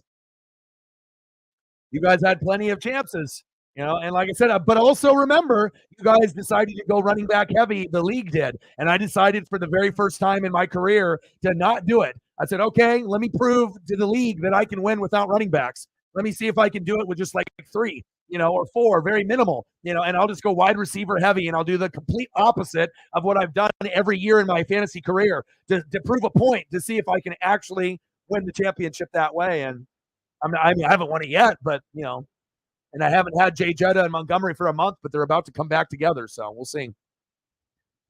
Oh, definitely Broncos.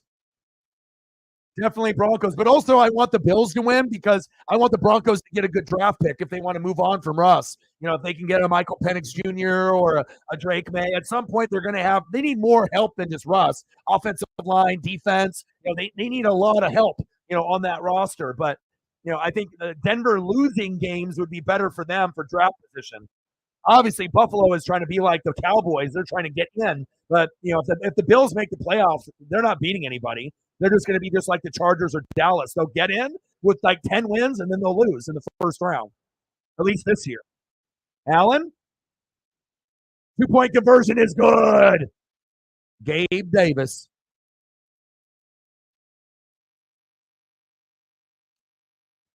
Yeah. Especially when I went wide receiver. I went Jay Jetta and Amon Ra, and then I went Mahomes, I didn't even pick a running back. My first running back didn't even get picked until like the fourth, fifth, sixth round. You know what I mean? So the talent level, obviously, it was not really there. Who did I have? I had Montgomery, Rashad White, fucking Ramondre Stevenson, and I thought, well, I don't know if those guys are going to pan out, but hopefully they can get me 10 to 15. But I've had to get Jalen Warren, Najee Harris. I've had to find consistency, and that's my key in fantasy. You have to find consistency, and if you can find it, even if it's a lower name guy, hang on to it. Don't always get enamored by the big name guys like Mahomes. Fuck Mahomes. If Mahomes is being dog shit, put him on the bench. Put in a Sam Howell if he deserves it. Put in a Joshua Dobbs, who's the new Justin Fields. So sometimes it's hard to take a risk like that, but it's all about stats. So Bills O is really strong at home, but not on the road. I mean, normally they go undefeated at home or only lose like one or two games at home. At home, they should win almost every game, but it shows you their defense and their running game, are a little lackluster. They need to have a top 10 running back, and then they need to improve that defense. O-line needs a lot of work too, so.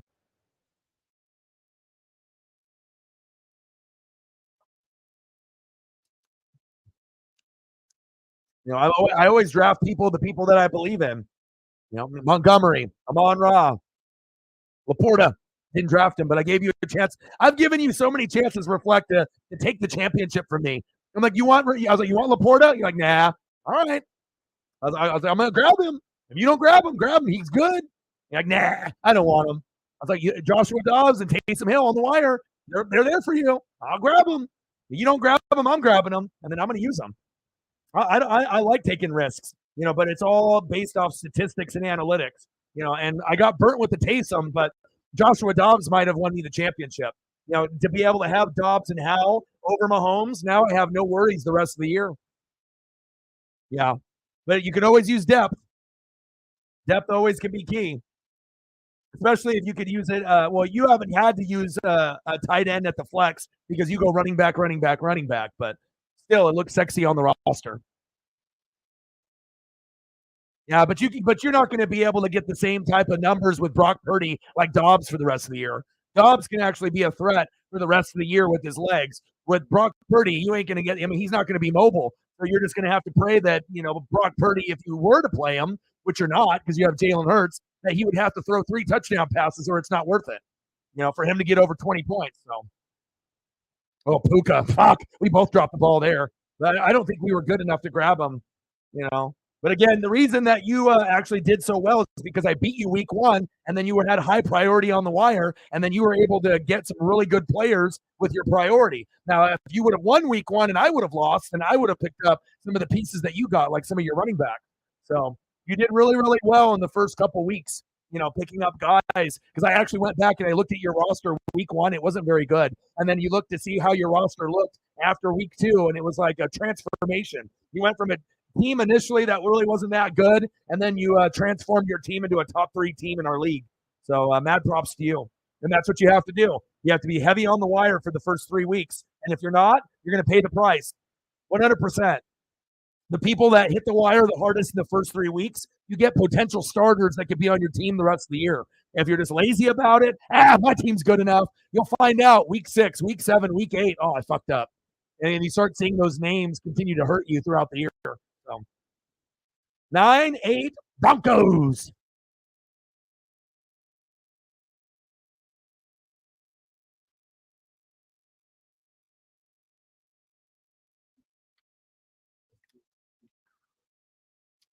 Yeah. But also, Puka is only going to be efficient if Stafford's out there. If Stafford's injured, then Puka's value kind of goes down. So, all right. Let me know what other photos that you guys want to see. If there's anything that you guys want to see, I got you. I just like being able to have 2 starting lineups. And when I look at the rosters, the only teams that have 2 starting lineups from the bench and the starters is me and Reflect. And I think that's really what reflects on our team overall. You look at the roster, it's just ridiculous. And obviously the group that you had to have this week because you had a majority of your guys, it was nowhere near what your top of the line lineup looks like. It's very even with mine. It's like you got Kelsey, I got Andrews. You got Hurts, I got either Mahomes or Dobbs. You got Waddle, I got Jetta. You got Mostert and Swift. And normally that's going to be a hell of a lot better than White and Montgomery. But if White and Montgomery can put up 35 combined, I can match you. You know what I mean? So that's what it is. I have to find guys like that, like White, Montgomery, Najee Harris, lower name guys that can put up numbers like your Mostert and Swift. And if I can do that, then I can hang with you, and that's kind of the key. You have to find lower name guys that can overachieve and produce. And then obviously I got the best wide receivers in the league by a ton. Amon-Ra, Keenan Allen, Jay Jetta, and Mike Evans. I don't think anyone is even close to me at the wide receiver tip. Andrews and Laporta at tight end, 2 of the top 4. And then obviously I got Jets defense. I got the number 1 kicker. And also, too, with Hopkins, I've had Moody, I had Maher, and I thought I would be cool with them. Had to get rid of them. Had to look. Started to notice a trend with Hopkins on the Browns, and he's the number 1 kicker. And I'm going to stick with him the rest of the year. And I'm really blessed that I was able to get him a few weeks ago because I thought, I'll just roll with Maher, and then they cut him on the Rams. I'm like, oh fuck, there goes my top 3 kicker. Then I'm like Moody, and then he started missing kicks. See you later. I'm not hanging with you, But luckily now with the Hopkins on Cleveland, 12, 8, 12, 5, 16, 22, 8, 9, and 14. So he literally has only had one bad game, and that bad game was against Baltimore's tough defense. So I don't really blame him there. But it shows you a good kicker and a good defense can go a long ways.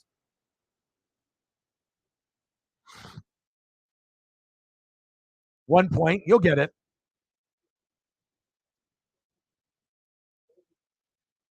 I think your team is better than Foking's.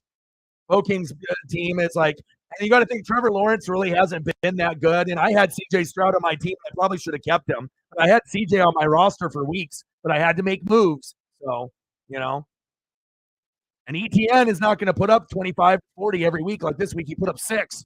So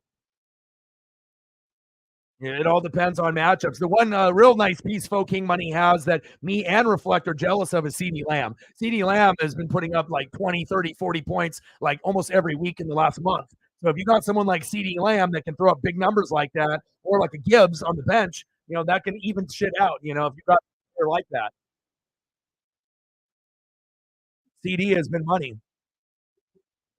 Javonte Williams, short game. Yeah. You're hoarding all the running backs like Reflect. I only had 3 almost all year. I have Rachaad White, David Montgomery, and I got James Conner because Reflect dropped him, even though he didn't really do shit for me. And then I picked up Najee at 9:59 a.m. and I dropped Kyler because I needed depth. So CMC, Barkley, Walker, Gibbs, Pacheco, Gus, James Cook. Okay, but what do your wide receivers look like? Are your wide receivers ass? Because if you have that many running backs, your wide receivers are probably booty. Or you only have one good one and then you have a filler for the other one.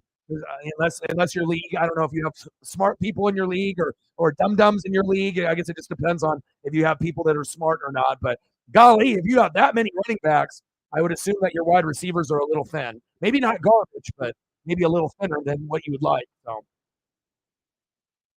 Megan in the building. Olave, Thielen. Oh, that's not too bad. Thielen has been a monster, and Olave is kind of hit or miss, if they actually get him the ball. But Thielen is good. Did you draft Thielen, or did you get him on the wire week 1, week 2?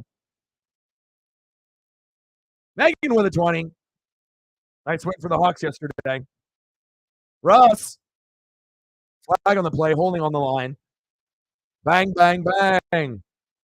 Boom, boom, boom. Bang, bang. $20 holla. Well, I'm glad that you ended up getting the Hawk win because, again, it's going to be tough, obviously with what's going on with USC and the Kraken. You can't win on all your teams, and obviously the Kraken have been struggling. Oregon beat USC, and obviously it shows you USC needs to beef up that defense. But at least the Hawks got that nice win against the Commanders. I ended up watching that game, and I was rooting for you guys. It was a field goal party there at the end, but it was good enough with that nice catch by DK and getting down in time for Myers to kick that field goal. Appreciate you. Let me know what you want to do for photos. I got you.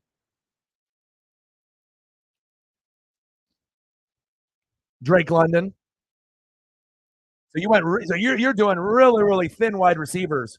So you're just pretty much running with Olave, Thielen every week and not really caring what happens and just going running back. So wow, that's crazy. Waiver claim on Thielen. I think 90% of the people did that with Thielen.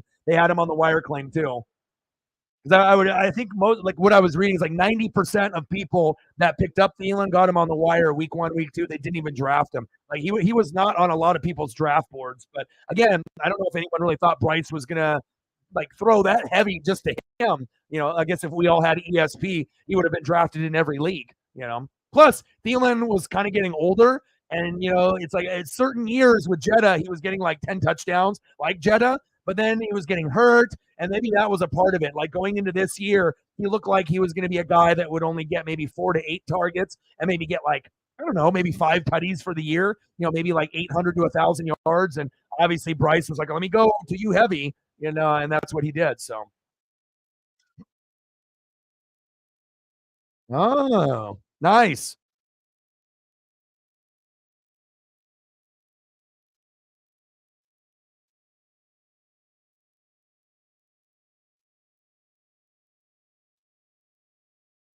Oh, Kraken. Black spice rum, roast coffee. I bet that's good. Nice. Now maybe you need to send a bottle to Hack so that way that they can give it to the players so we can get a goddamn win. It's tough. It's like watching the Kraken makes you pull your hair out, man. Like when I watch the Blazers, it's like I already know what's going to happen, or I have a feeling on what's going to happen. But Kraken will be better than the Blazers. Blazers have 0% chance of making the playoffs. Kraken still have a chance, but they need to turn shit around. Russ, go down.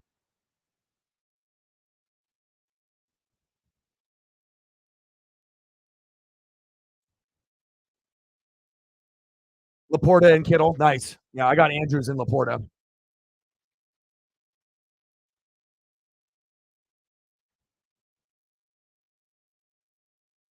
But it shows you, I mean, depending on who you have at running back and wide receiver, if you're smart and you end up, picking the right players, it can really pay dividends. Like, I mean, if Amon-Ra, Keenan Allen, and Jay Jetta are healthy, I'm not going to lose. Like, especially if I can get some good numbers in those other spots too. Like, you get 3 guys, or if you're like Reflect, right, and you look at the lineup and you look at his team, right, and if he ends up going with Hurts at quarterback and then Kelsey and they go off, and then he's got Mostert and Swift, on top of, well, I guess you'd have to decide who your third running back is going to be because obviously Barkley ain't really doing a whole lot, but maybe you'd go Brees Hall or maybe you go Ford. Ford has just been collecting dust on your bench. Kick us up, and it's good. At this point, I would probably be going Ford over Saquon, if you want a few more points. But I'm actually surprised you haven't even played Ford since you've gotten him. He's just been collecting dust on your bench. I know these things because I spy on your team and I look at your shit all the time. Yeah, Kyron. Yeah, I guess you could play him if he's healthy. That could be your third. Hopefully, he's 100% after the injury. Well, if he wouldn't have gotten hurt, he would have had a year. I would assume he would probably have top 5, top 6 stats. They might be able to make the AFC Championship game with that defense with Rodgers. And the person that hurt the most from it is Garrett Wilson. Garrett Wilson probably would have turned into a top 5 receiver this year. Right there with like Tyreek and AJ Brown. And if Jetta didn't get hurt, Amon-Ra was up there. But I think Garrett Wilson would have been right there with Amon-Ra. They would have been battling it out for top 5 positioning. So it definitely have. And then Brees Hall's numbers would have been better. Everyone's numbers would have been better with Rodgers there. I would assume that they would have ended up making the playoffs, and they definitely could beat people, especially with the defense as good as the Jets have this year. And they, it's like their defense would match the offense. A very well balanced, powerful team. I mean, look at Zach Wilson and company. They're hovering around 500, and Zach Wilson can't even throw a touchdown pass a game. He can't even do it, and they're still floating at like 500. They should only have like 1 win, but they have like 4 or 5. So imagine if Rodgers was there, their record probably would be 7-1, 6-2, at the very worst 5-3. But I don't think so. I think they would be very, very good, like 6-2, 7-1. So, ooh, look at this, Huskies, Beavers. Oh, baby. Beavers are ranked 10th, not 12th. Nice try, Saturday Night Football.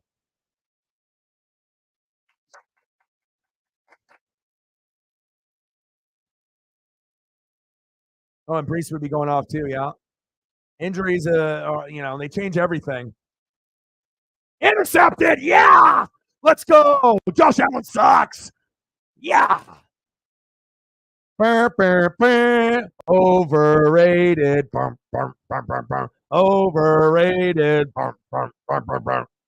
Josh Allen so much better than Justin Herbert. Josh Allen so much better than Lamar. Oh, Josh Allen's better than Mahomes, and he's better than Jalen Hurts. Is he? Is he? Turnover machine. I wouldn't want that on my team. Pick, pick, pick. It's a pick party. It's a pick party. Look at that athleticism. And you got to give Broncos credit because they have played great football. They played the Chiefs twice, really tough. And then now look what they're doing to the Buffalo Bills on the road. Now, Sean Payton isn't the best coach, in the NFL, but he's got that team motivated. And Josh Allen, you're overrated, bud. Shave the beard. Shave your head. Get a new girlfriend, okay? Not looking good for you. And again, if somehow, some way the Bills do make the playoffs, they're not winning a playoff game. Same thing with the Chargers. Same thing with the Cowboys. You'll get there. You ain't winning. You'll get bumped in the first round. But then the Buffalo Bill fans will say, oh, that was a fluke. Or we're going to still win the division. Josh Allen, 3 picks in the first half. I don't think he sucks. I just think that he's overrated. I mean, he's still 5, 6, 7, somewhere in there, quarterback. But even though Lamar had a shitty game and threw a pick 6, I think now Herbert has passed Allen, and I don't think anyone normally would want to say that. Lamar has passed him too. As far as someone that's going to hang on to the ball more. And yeah, Herbert will throw picks. Lamar will occasionally throw a pick 6 too. But if you think about people, that will hang on to the football, look at that. 93 turnovers for Josh Allen in the first 6 seasons. Most in the NFL, but he's the best in the NFL, Bills Mafia. No, he's not. You've been bailed out year in and year out by that defense. Crazy. Mahomes hasn't been good. Allen hasn't been good. And there's other factors. Not as good of wide receiver. No Bieniemy, no Juju. Josh Allen doesn't have Milano and Tre'Davious White and Von Miller healthy. So there's reasonings why certain guys are not doing that well. But it's all about consistency. And for me, if I'm going to pick quarterbacks, I'm going to go Jalen Hurts 1, and I'm going to go Joe Burrow 2. And then I'm probably going to go Lamar 3. If I'm going to be going towards quarterbacks. I mean, those are the guys that I think I would want. I'll take a bad game from Lamar here and there, but the key is if you run the football and you go to heavy Mark Andrews, you win every time. Once you start getting cute trying to go to Zay or OBJ, you lose every time. You have to know who you are as a team. You don't go away from your best player in Mark Andrews, and as soon as you do, you lose. So hopefully they learn their lesson and they'll go heavy Andrews in the next game for a couple tutties. Great defense by Denver.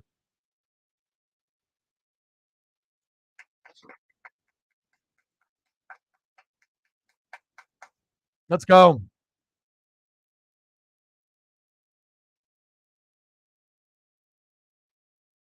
Now I'm going to take a quick peek.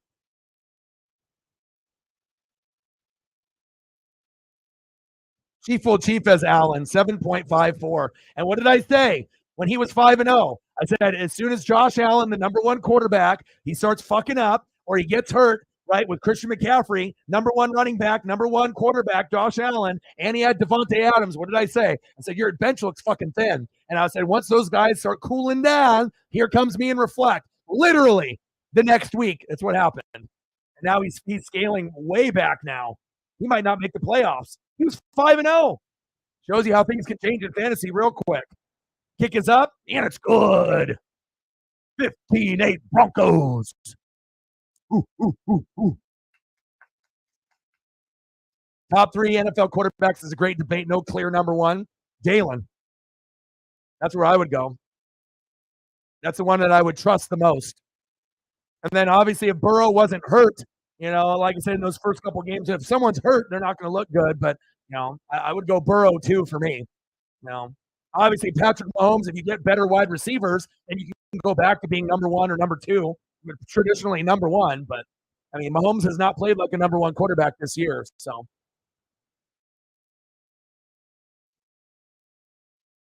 Yeah. You can't lose games like you did, though, with Lamar. Like, Lamar can't put up a 13 in fantasy, though. I mean, Lamar can't. I mean, look at the numbers. If Lamar is number 1, which I disagree with, okay, the first game he put up 6, 22, 28, 28, then a 9, 17, 33. Amazing. Last 3 games, 11, 11, and 13. So he's not the number one quarterback in the NFL. You can't throw up an 11, 11, and a 13 and be number one in the NFL.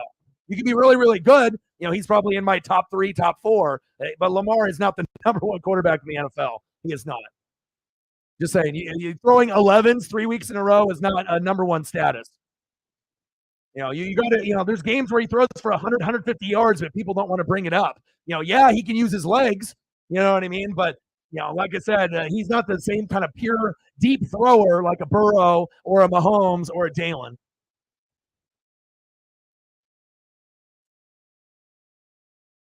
Lamar's good, but he ain't number one, not by a long shot. There's quite a few guys that, but everyone's got their opinion. It depends if you have bias and you like a guy. But I haven't seen anybody throw up an 11, 11, and 11 in fantasy and be number one in fantasy, number one in real life. So very good, and I like him. I like him more than Josh Allen now. He's right there with Justin Herbert and whatnot. But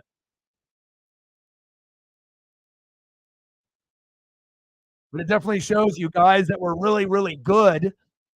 Sometimes there's weaknesses that come about, whether it be defensive players like with the Bills and Josh Allen, lack of wide receiver talent with Mahomes. But I like guys that don't turn over the football. And also, too, you got to look at Hurts. He's got a first place schedule. Last year, fourth place, third place schedule. So the numbers were inflated. So the competition is much, much harder. But I like guys that I can trust. And the guys that I trust the most are Hurts and Burrow. That's just my personal opinion. So,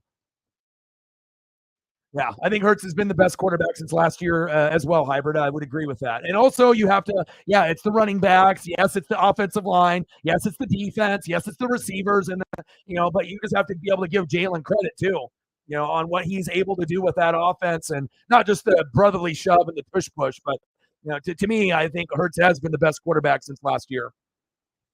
Even though his numbers really weren't the greatest last year, but towards the end, from the playoff run to the Super Bowl and then going into this year, that's where I would go. But again, it's all debatable.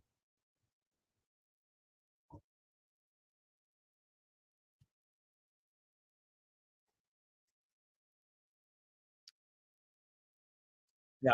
But if Lamar was the best quarterback in football, he wouldn't have thrown a pick six and lost the game against the Browns. He's good.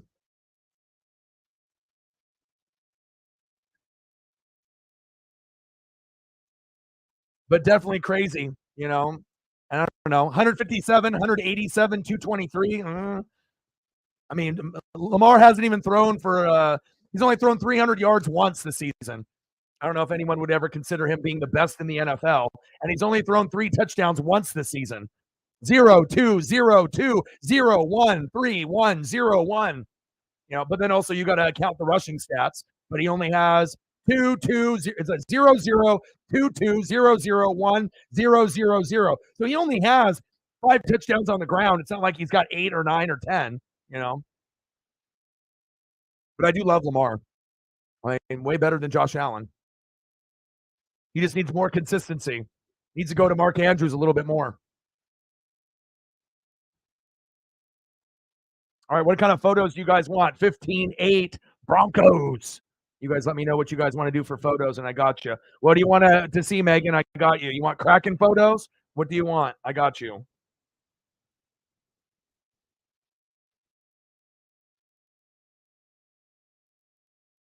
Broncos defense looks great.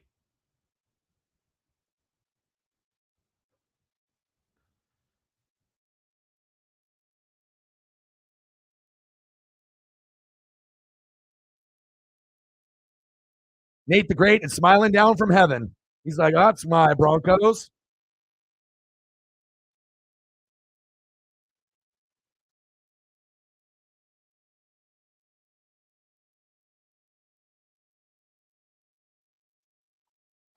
Kraken. All right, let me get some Kraken photos up here.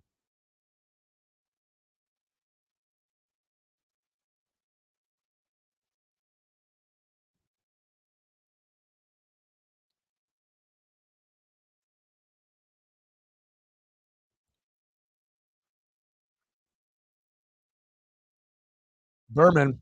I miss Berman and Tom Jackson.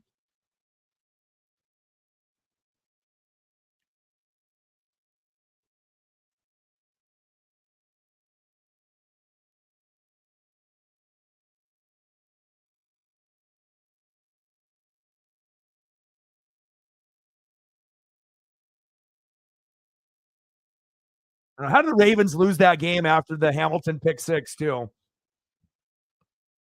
Unbelievable.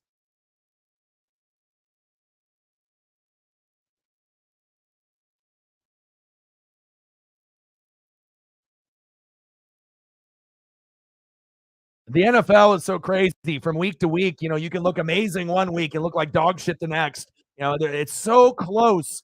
Between the elite teams, the good teams, the average teams, and the teams that are bootios. Even a bootio team can get a win against an elite team here and there. You can't say that in baseball, basketball, and hockey that often, but in the NFL, it seems like it happens every fucking week.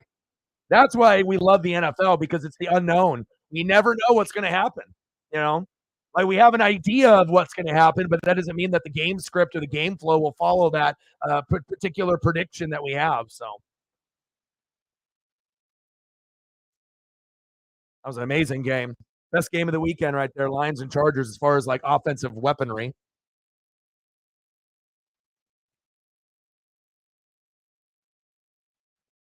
Well, yeah, they should when they got like a six-string quarterback playing for the Giants. If you're Dallas and you can't beat them there, then with DeVito, then you don't even believe belong in the league. Oh, there we go. Hawks, baby. A little bit of Bobo, a little bit of JSN, a little bit of Charbonnet, a little bit of Walker, a little bit of Gino, a little bit of defense. Touchdown, Hawks. Oh, look at that guy. Rashad White. Wake up. There you are. I wanted to lose this game, though. I'll take it. Touchdown, Bucks.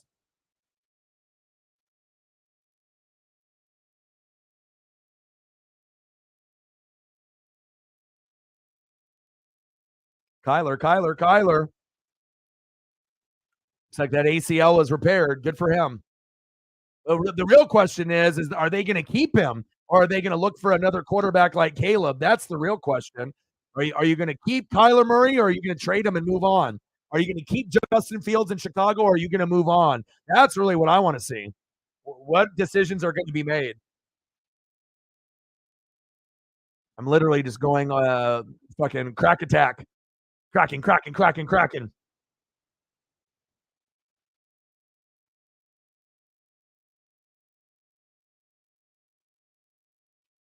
Alouettes. Alouette.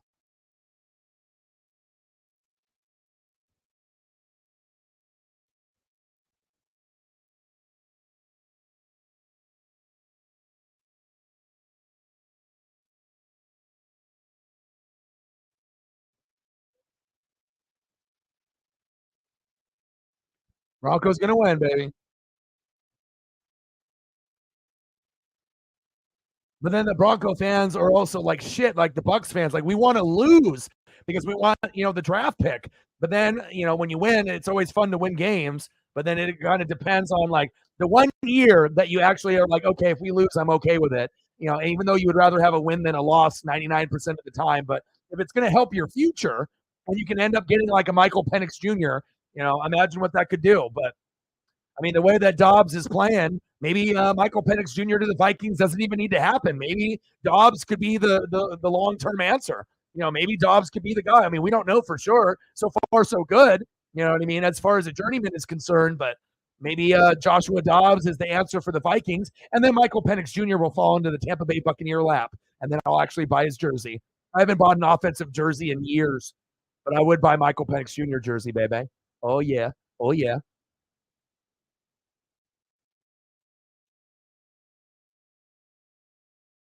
Dobbs. Dobbs is good rusher too.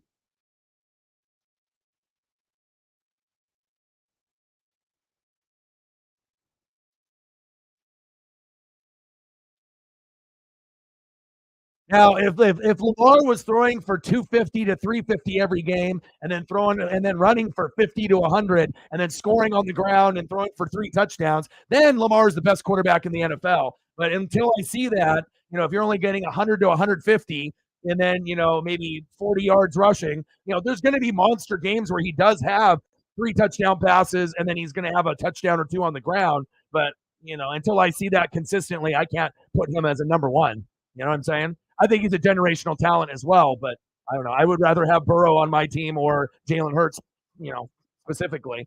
Accuracy as well. and guys that aren't going to turn the football over as much either. Because sometimes Lamar fumbles. So and Burrow and Jalen don't fumble as much. So I mean, they're all good. It's like tit for tat. All of them are great. One thing that we can all agree on is Josh Allen's overrated. Okay. So, whatever pecking order we have, most of us probably don't even have Josh Allen in the top 5 anymore. So, and if he's number 5, then he's right there with like Herbert and a few others. And if you're comparing how things have gone, Herbert gets a lot of, hate in the losses. The last time I checked, Herbert doesn't play defense. The defense is fucking atrocious.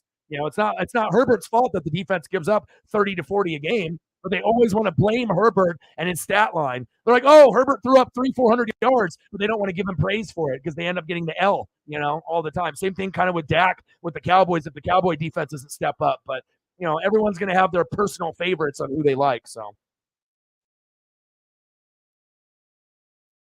reflect with a fiver. Let me know what you want. I got you, brother. Yeah, but you're also biased, though. You love Lamar. You have the little action figure of Lamar. You follow the Seahawks and Lamar just like you're biased with the Seahawks players. You love them, right? So, if you love a player and then you're not, you have to be able to compare each player and watch every player play. If you're only watching Seahawks games and a chunk of Lamar and you're not watching the rest of the quarterbacks, you can't really come up with a fair consensus if you're only watching those teams specifically, unless it's like Monday night, Thursday night. You know what I mean? We all have our favorites, but sometimes you got to look past the favorites. It's like, I like Justin Herbert, but I'm never going to say that he's the best quarterback in the NFL because he's not, Like, I like it because he went to Oregon, but I'm not going to make it because, Herbert went to Oregon, so he's the best in the world. I'm not going to be like that. So everyone's got their own opinions on how they do things. But again, the more that you collect someone or the more that you follow someone, or if you consider yourself a Seahawk and Raven fan, then no matter what anyone says, even if Lamar puts up 100 yards throwing and someone else throws up 400, you're still going to like Lamar more than that other player because you like Lamar, right? But he ain't the best player in the league. And Hybrid is a Ravens fan, so.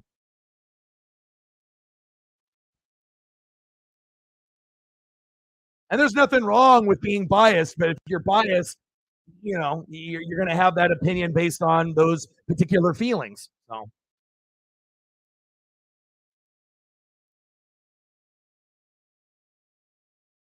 15-8. What do you want to see reflect? Any photos you got specifically? I got you. Yeah. Well, Lamar was an MVP a few years ago, but I don't think his numbers are good enough this year. You can't be throwing up 100, 150 yards and claim yourself as the best quarterback in the league. And it's not like he's been scoring on the ground every game either. So, and if those numbers go up, 100 more yards passing and maybe 40 more yards rushing and getting in the end zone every other game, then I think there's a point there. But again, you have your opinion, I have mine. I look at it, not being biased and looking at all 32 quarterbacks. You know what I mean? But again, everyone's going to have – my main thing is I don't want someone to turn the football over. I want to make sure that someone hangs on to the football. And with me and Lamar fumbles a lot, and sometimes careless picks, and then we saw the pick six. If you're number one quarterback, you don't throw a pick six late like that in the game. You don't lose to Cleveland. You know what I mean? Those teams are going to match up very, very well. I mean, they're in the division, but I don't know. I thought that was – I mean, the Ravens supposedly have the number one defense in the league. How do you let that offense from Cleveland with Deshaun Watson with no Nick Chubb put up that many points? A little alarming. But again, it's football. Every week is different. So Steve Young, better than Lamar.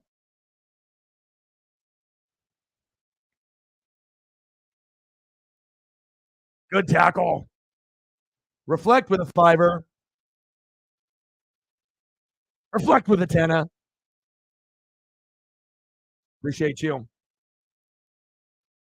Bang, bang, bang. Boom, boom, boom. Bang, bang. Bang, bang. It also really depends on how many games you watch as well. Some people watch more games and read more than others. So, it's one thing just to watch your team play every week and watch like Monday night, Sunday night, and Thursday night. But if you're actually watching 5-6 games a weekend, on the college level or the NFL level, it gives you a different perspective. And then on top of that, like for me doing reaction videos, on top of that as well, it's like the more film you watch, the more breakdowns that you can get and assess, But everyone will have their own opinions on things. But again, some people are going to be watching more, reading more, and actually watching the games in entirety instead of seeing like a 1 minute clip on Instagram. I don't think that's really going to tell if someone's a great player or not. They're just going to showcase the highs, not a lot of the lows.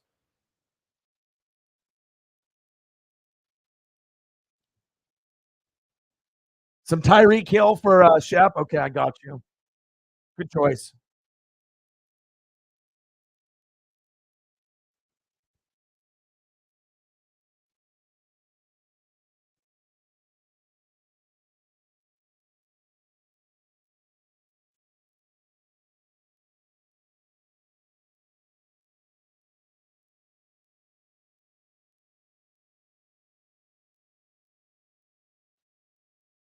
I mean, once Jay Jetta comes back, Dobbs might be even better than Lamar. I'm not saying Dobbs is a better player than Lamar, but going down the stretch, I would probably rather have Dobbs in my lineup in fantasy than Lamar.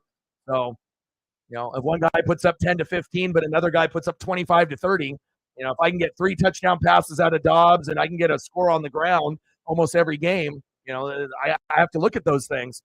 It's all about stats and analytics, not popularity.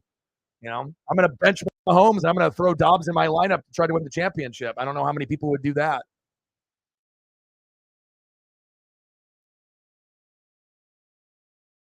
But I do like Lamar a lot. I mean, he's better than Josh Allen.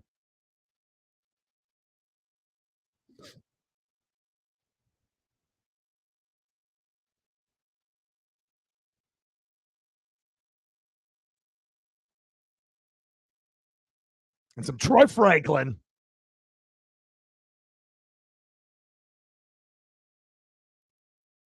Fiber for Reflect. Appreciate you. Someone wants me not to be homeless. I appreciate that. Someone wants me to be able to eat. Appreciate that.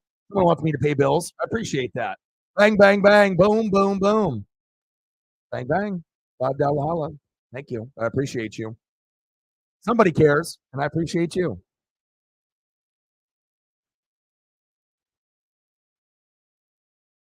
50 to go. 15-8 Broncos.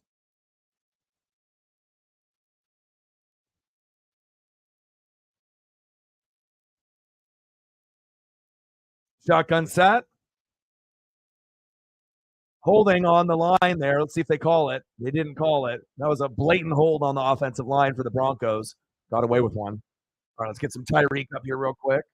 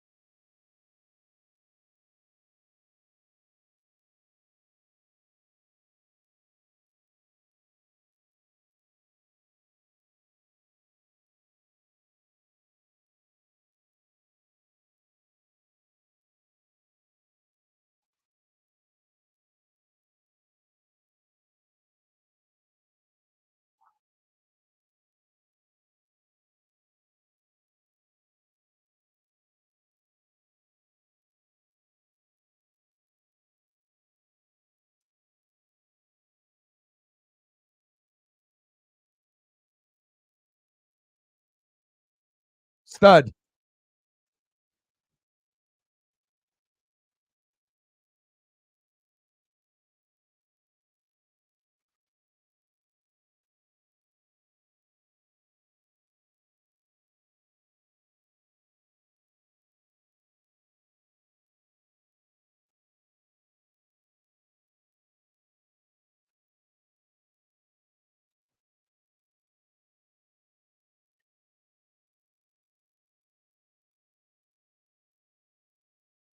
It's gonna be fun coming down to the wire. Oregon State, Washington. It's gonna be so much fun.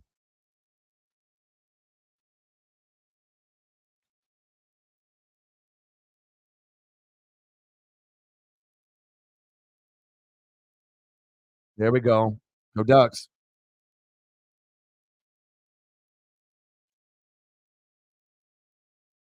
15-8 Broncos.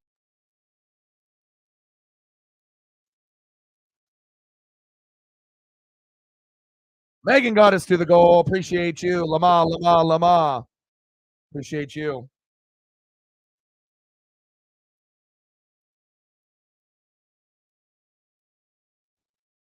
We got the goal. Appreciate you. Bang, bang, bang. Boom, boom, boom. Bang, bang. Bang, bang. Bang, bang. Appreciate you.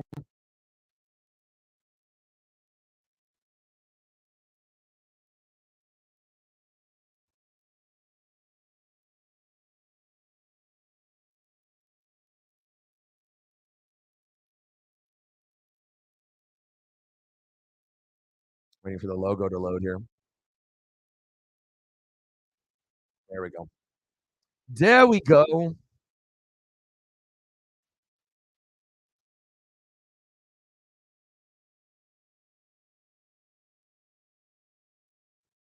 Shotgun set for Josh Allen.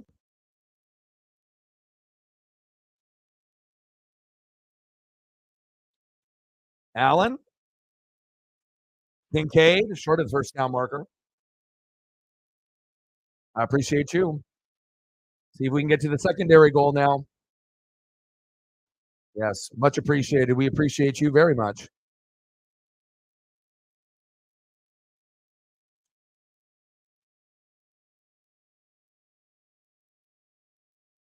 Troy Franklin, that's a good question. It could be first or second round. Same thing with Rome. Rome and Troy could both be drafted very close to each other. Hell, I mean, imagine if Rome and Troy both went to the Chiefs. Like how much of a help that could be. You got Rashee Rice, you got Rome Odunze and Troy Franklin. Like you could really turn shit around, and you could get rid of some of those jobbers that you have, like Kadarius Toney and some of those other guys, and upgrade that position. But we'll see what happens.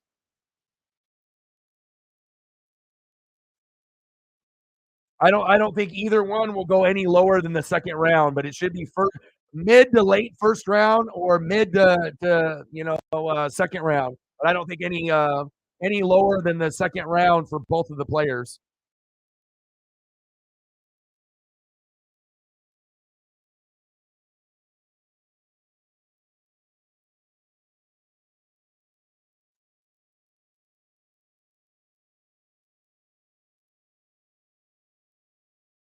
Yeah, and Lamar normally is sitting somewhere between 4, 5, 6.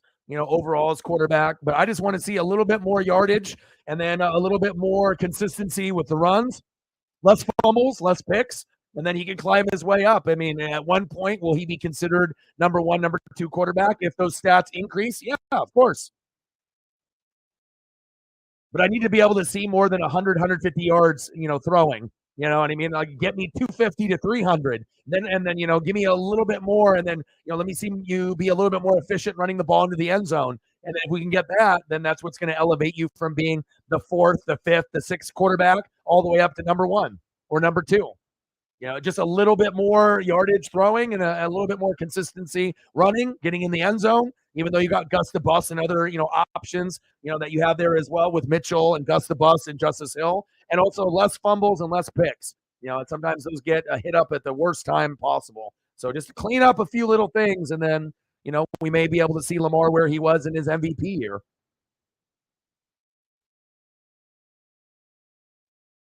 He's fun to watch.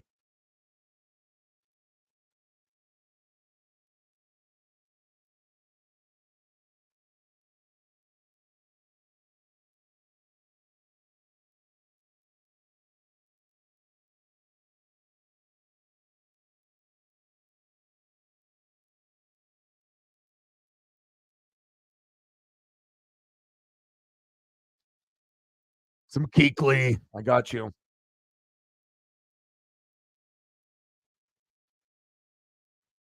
Bang, bang, bang. Boom, boom, boom.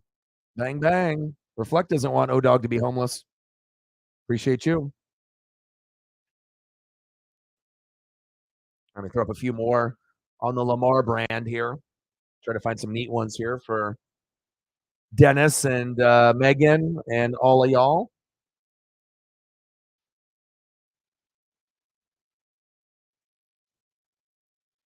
And I'm a defensive guy, so obviously, the Ravens with their defense, it's not like I'm not a fan of the Ravens or I don't like them. I like what I see from Baltimore. Just needed to clean up a few things.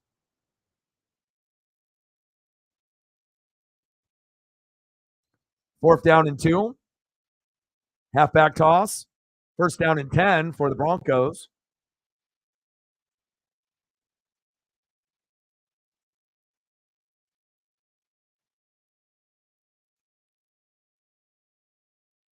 I like the jersey color combos too. Closest thing to the Washington Huskies that you're going to get with the purple, besides like the Vikings. Lamar.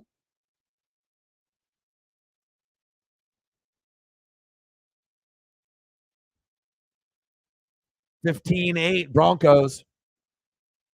And we'll get some Keekly up here in a second.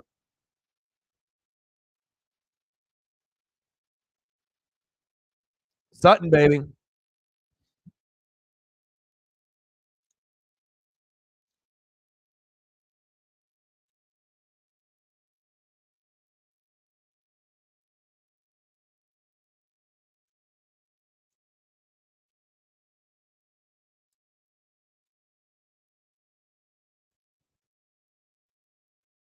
Yeah, nobody's a Rams fan.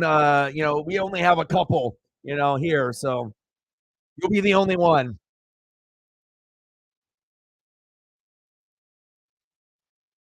Besides Mr. Williams and a couple others.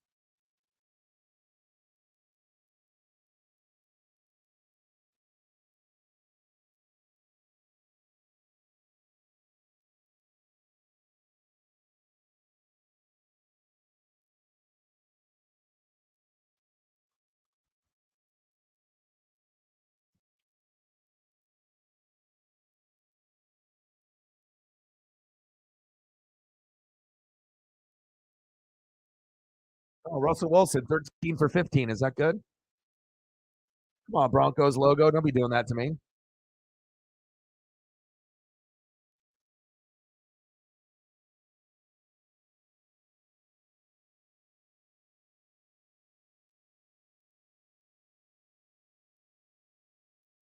Defense, defense, defense, baby.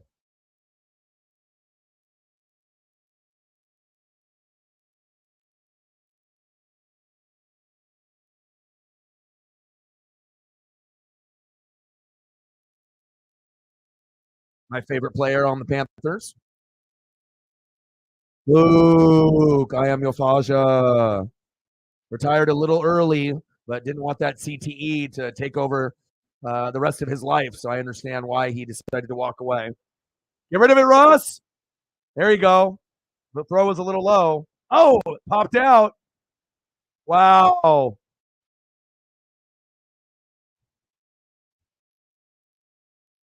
Wow. Bills with the recovery. You kidding me? How did that not go out of bounds?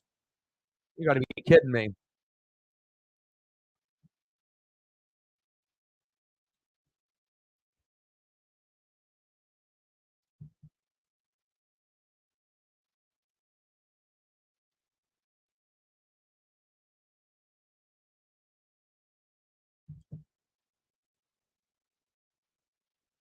That was good defense, right? Unbelievable that ball didn't bounce out of bounds. Like it literally just sitting there.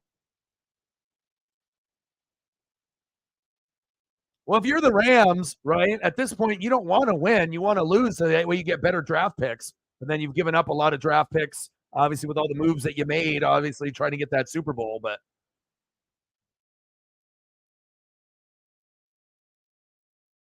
107 to 106.78. You better hope Diggs gets the ball.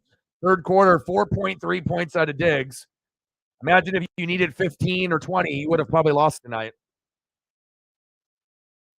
You got one more. You got an opportunity. They're really making you sweat it here to be able to get these Diggs points, but that's how fantasy goes sometimes. Get a couple more Keekleys up here. Luke.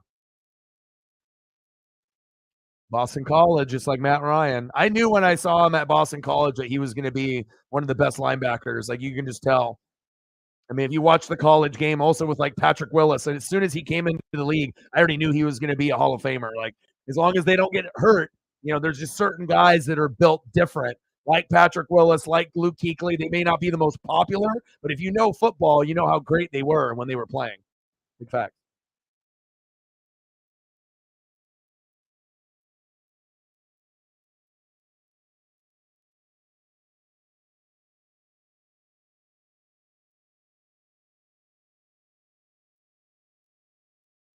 Good photo selection by y'all tonight.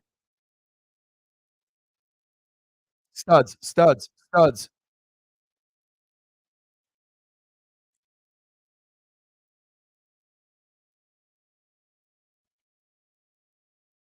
All right, let me delete some of these photos, make some more room.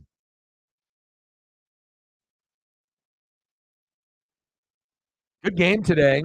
I mean, it ended up being better than yesterday's game. Matchups on Sunday night, Monday night, Thursday night have definitely underwhelmed almost all year. But the schedule makers, I don't know what the hell they're thinking.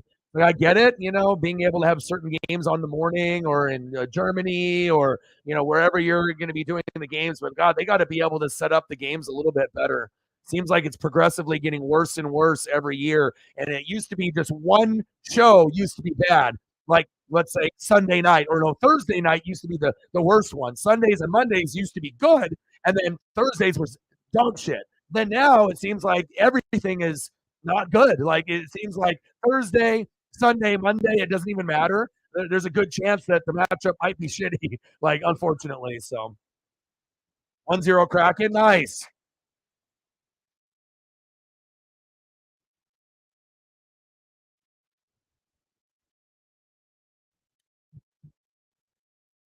Flesh, spell cheek. Uh-oh. LA Rams is 10 years old. Flesh, you're 10. You're a 10 to 12-year-old hater. Troll. Hater. Flesh? Uh-oh. That's probation, bro. You can't be typing in flesh. You got to use your little 10 to 12-year-old fingers to type better than that. Come on, LA Rams. First down, Bills. Flesh? First down, Buffalo.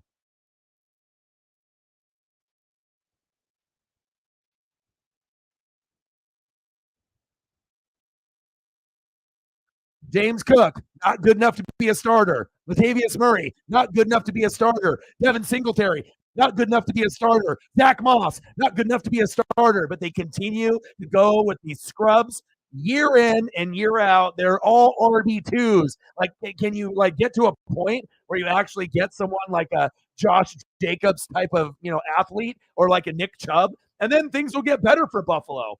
But this running back by committee and everyone is an RB2 or RB3 ain't gonna cut it. But they're so stupid they never learn. Rooftop in the building, trying to get some subs from your boy. Is that what's going on, Rooftop? He's like, oh, I need some subs. Let me go over to fucking Northwest Sports Fanatics. Maybe I can get some subs from him. Subs, subs, subs, subs. And we ain't talking Subway. Let me poach. Let's go hunting.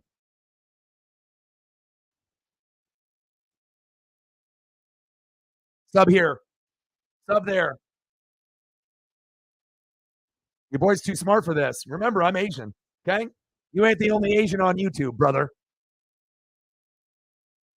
How are you doing, bro?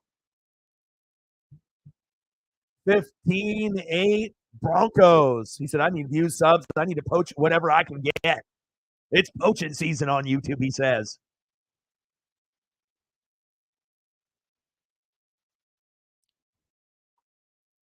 Chiropractor. Oh, you need it. Good win by the Seahawks. Good win by your secondary team, the Browns. Your boy spies on your shit. I spy on everyone's shit. Everyone doesn't think I spy. I spy on everyone's shit. I know more about your fucking shit than you do. You know, I'm always spying, keeping tabs, especially when I do in fantasy in the fantasy league. I'm all over that shit. Third down. Neck and back. My neck and my back? Yeah. Because you're hunched over fucking doing too many videos. You're doing too many of those TikTok shorts and fucking YouTube shorts, right? Sitting there fucking hunched over like the hunchback in Notre Dame. Huh? Like, I got to do fucking 10 shorts. Otherwise, I'm not going to grow. I got to do the TikTok. My neck and my back. Hurry, down to the one. Of course. I'm smart.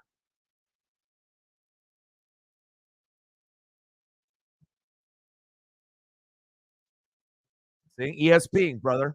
I don't need to know all the details. I just need to know enough. First and goal, Allen. Touchdown, Buffalo. Latavius Murray, RB3. There you go. You gonna start doing standing streams, and you know when you're gonna be doing stuff with Trident and everyone else when we end up doing some baseball. I'm missing the Mariners. Yeah, of course he's still playing. We're fanatics here. We're not average. You know, we follow the whole league here. We don't follow just one team. All 32 teams, GMs, head coaches, bench players, water boys, all of it. And we're knotted up at 15. Monday, Chiefs and the Eagles.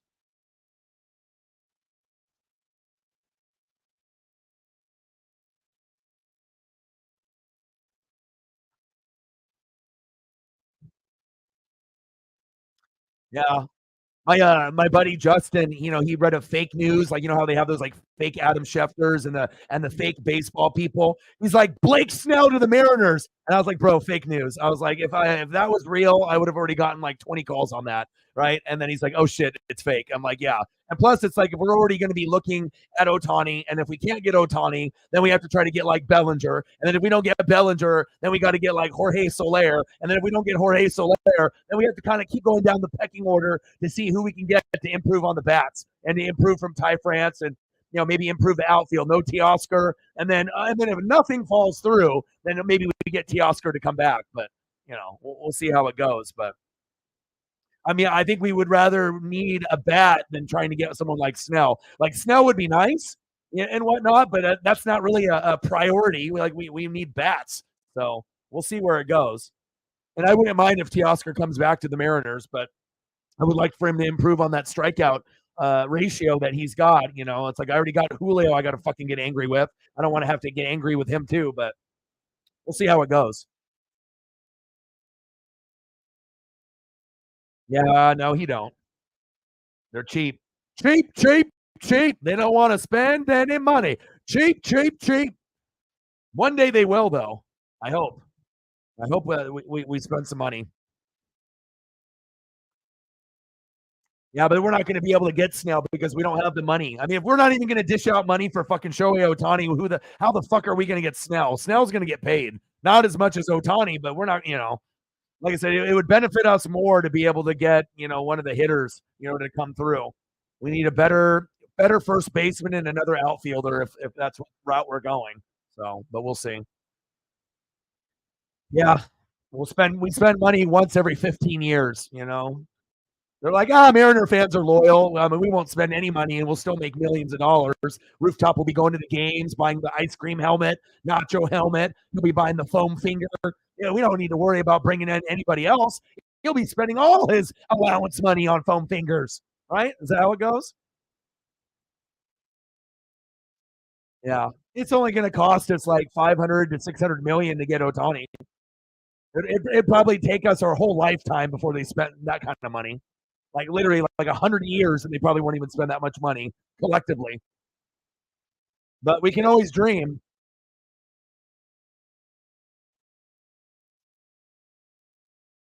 Yeah. Spend 100 million to lose 100 games. Robinson Cano, Nelson Cruz. Go, baby, go. Nice. Running away from the Bills like you're getting chased from the police. Nice game. Come on, Broncos.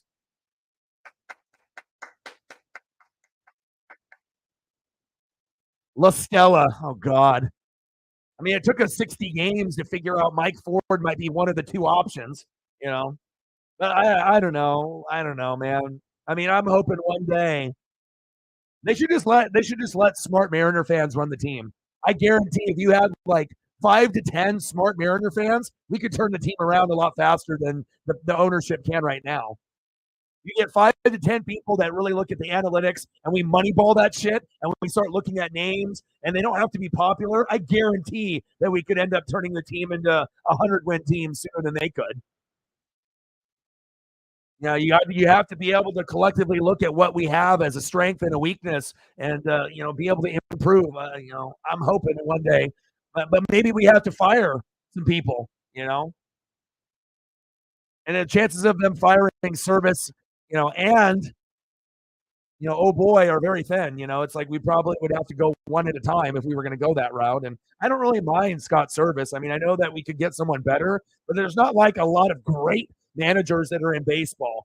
Like if we actually fired Scott Service, even though he makes questionable moves and in his rotations and keeps guys in maybe sometimes too long or takes guys out too early, if we got rid of him, chances are we'd get someone worse. I mean, there's not a lot of talent on the MLB side, so it's not like, oh, we can be like in NFL, we can scoop someone up from college, and then, oh, look at this college manager. Let's go scoop him up. I mean, sometimes that'll happen as they work their way up, but it's not the same as in NFL and college football.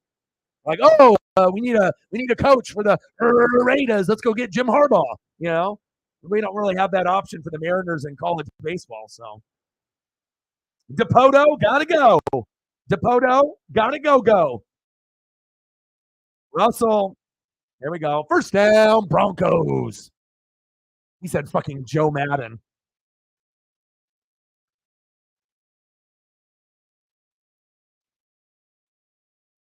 Joe Madden. Joe Madden getting so old, he's about to join John in heaven. Okay. All right. Rest in peace, John. Boom. Stealing my sack lunch and putting it in your video game and not paying me. Thanks a lot, John. You're welcome, EA Sports. Stealing my content, not paying me. Not even acknowledging me. Let's just steal that shit, put it in the game. Audio and the words on the screen. Okay, I see how it goes.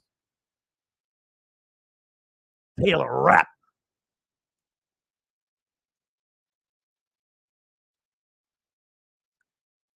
Robbie Ray.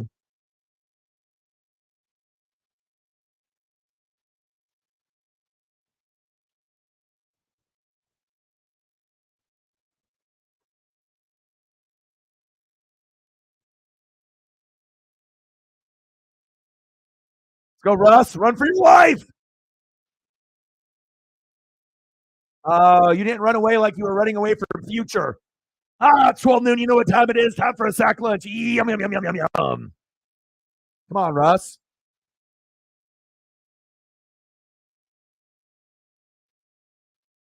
Do what was working for you in the first half. Don't go back to your tendencies that you had last year.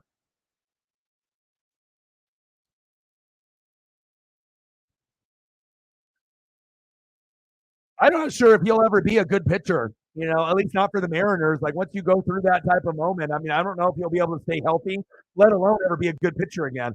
I hope so, but I mean, I'd rather move on from him, honestly. It's 12 noon. You know what time it is? Time for another sack lunch. Yum, yum, yum, yum, yum, yum. Future got him again. You can't run away from your wife, Sierra. You ain't running for future either. Espinosa. Hawkeyes. Yeet.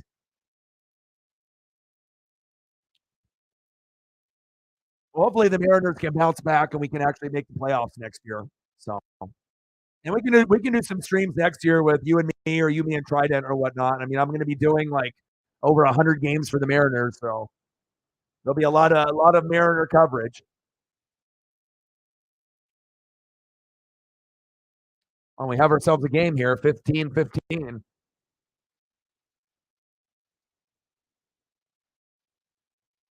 All right, Buffalo. All right, let me know what other photos that you guys want to see from the people that have donated. Let me know.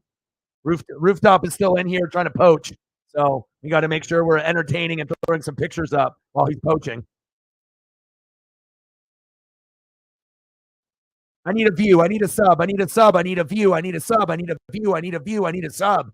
TikTok, TikTok, TikTok, YouTube shorts. My back is broken. Have to go to the chiropractor. Can't go to work anymore. My neck and my back. Too many YouTube videos, too many TikToks, too many YouTube shorts because everyone's got ADD and they can't watch a fucking video that lasts 10 minutes. They can only watch 30-second videos. That's what Rooftop does. 30 seconds, 30 seconds, 30 seconds.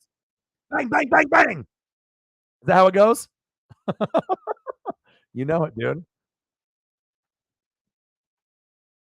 TikTok, TikTok, 30-second short, 30-second shorts. No one's got time to watch a long video. 30 seconds, 30 seconds, 30 seconds. 4 hours to make a 30-second video. Boom, boom, boom, boom, boom. Why not? If you're already doing YouTube shorts, why aren't you doing TikTok? That's your wheelhouse, right? You're dealing with the people that have a zero attention span, right?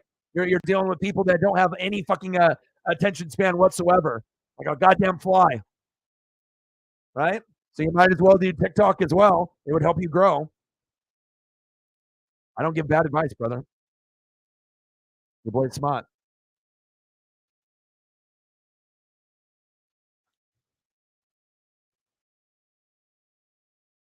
All right, let's put up Rooftop's favorite player, Robbie Ray. Robbie Ray coming on the screen. He loves Robbie Ray. His favorite. Robbie. Robbie.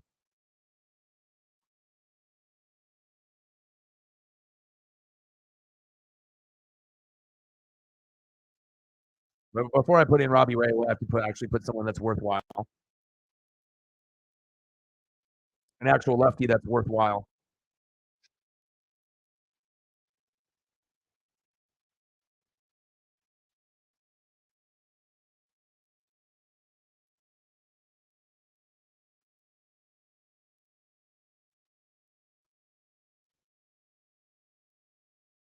Robbie. Robbie. Robbie.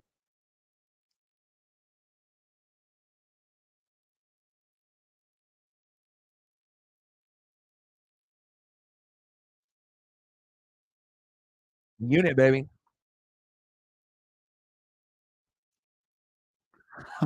6 years, 24 million. 130. That's good.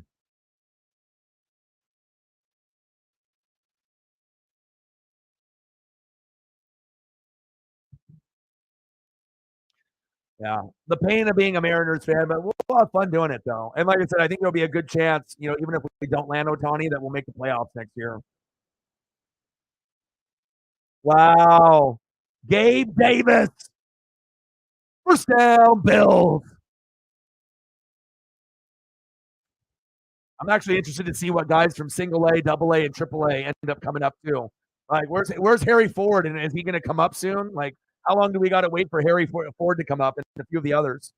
There's some potential for some pieces to be able to shine for us in single A, double A, and triple A. Fucking rope a dope. 2-0 Kraken. Bang, bang, bang. That's what I'm talking about. Oh, fumble. Idiot. And they lost it. Josh Allen, you suck. 3 picks and a fumble. Dun, dun, dun. You are not top 5. You do not collect 200. You do not pass go. Burr, burr, burr. Rooftops fantasy quarterback. Josh Allen sucks again. Who's your quarterback for fantasy, Rooftop? Rooftop's like, I'm 3-6. 4-6. Rooftop's like, I'm 4-6. 4 turnovers. Burr, burr. Mr. Williams. The GOATs all decided to come and show love today. They're like, well, I don't want O-Dog to be homeless. This guy works too fucking hard, too talented. Some people don't show love and appreciation. It wears on them. Some people actually like to eat and live, which is nice. Oh, baby, bang, bang, bang, boom, boom, boom. Mr. Williams wants me to be able to eat something rather than my fingernails or air sandwiches. Bang, bang, bang, my boy. Thank you so much, brother. How are you, brother? Appreciate you. Mr. Williams with the 50. Mr. Williams with the 20. LA Rams, you have a friend now. 2 Rams in the building. Make a right. I don't know about LA Rams, but I know about Mr. Williams. That guy's pretty cool. Bang, bang, bang, boom, boom, boom.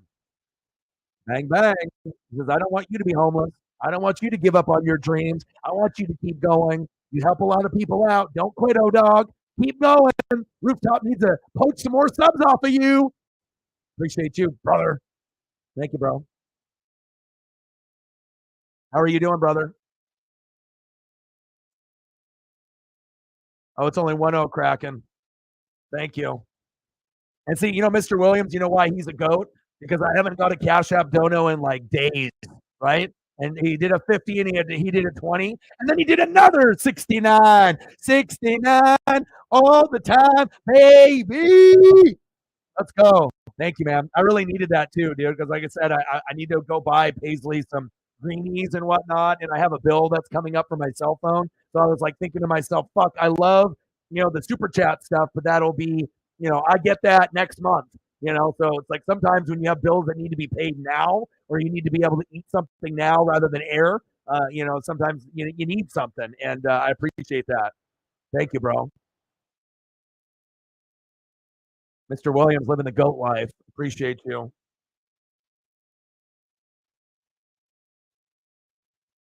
Always for the mental health. Thank you. Thank you for believing, in me, never giving up. We've had some people give up. We've had some people decide to go to other channels. We've had some people be fair weather, bandwagon, but we have people that are loyal to the soil and they always try to show up and show love when they can. And I appreciate that.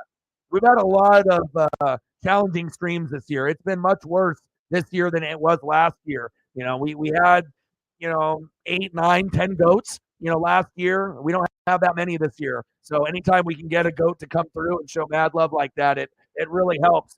There's been streams where me and Sarah have grinded for 4 or 5 hours with nothing.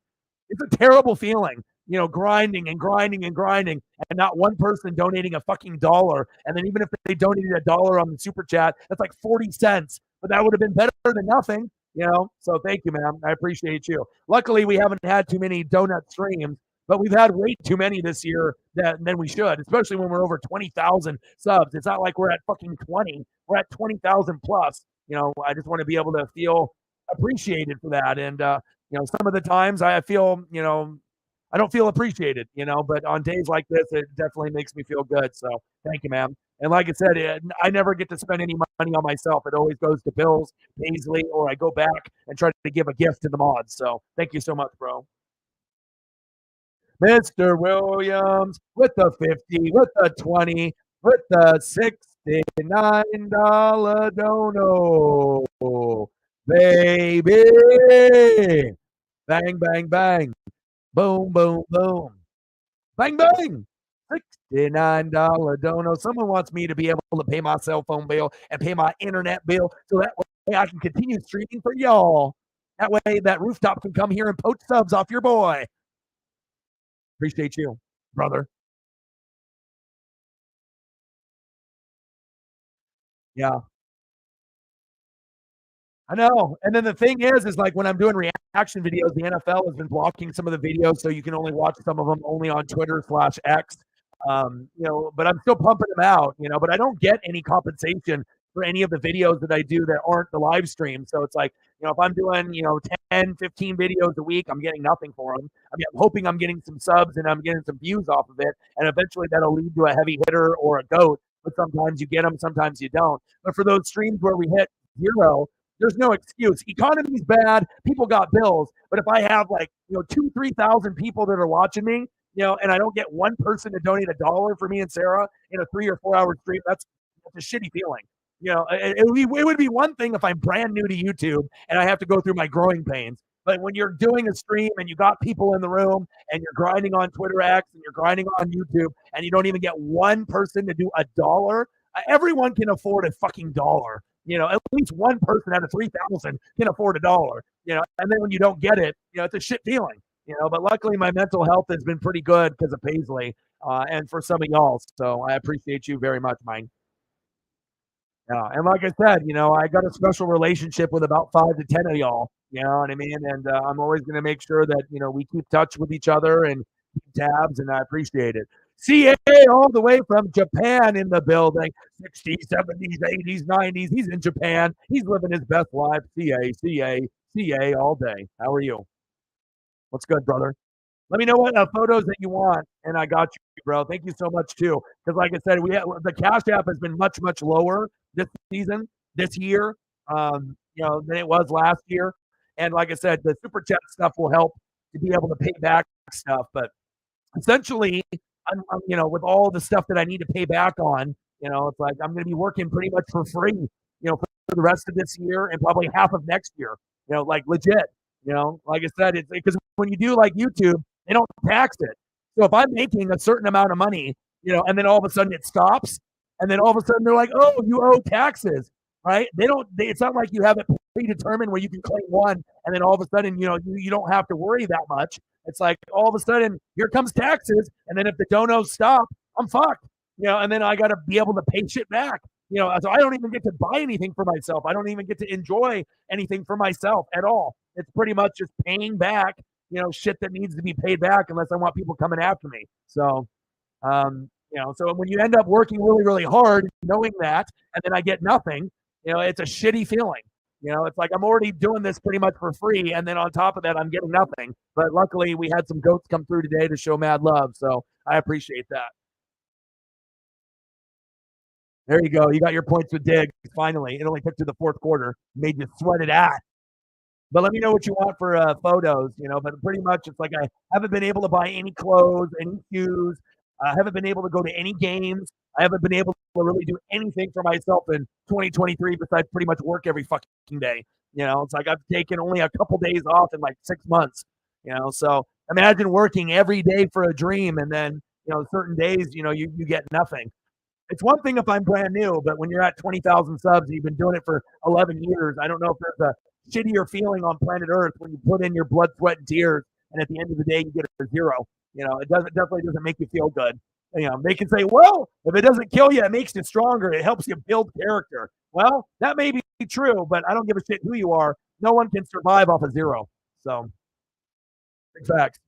Let me know what you want to do for photos. Anything that you want. Dodgers, Rams, food, anything that you want. I got you, brother.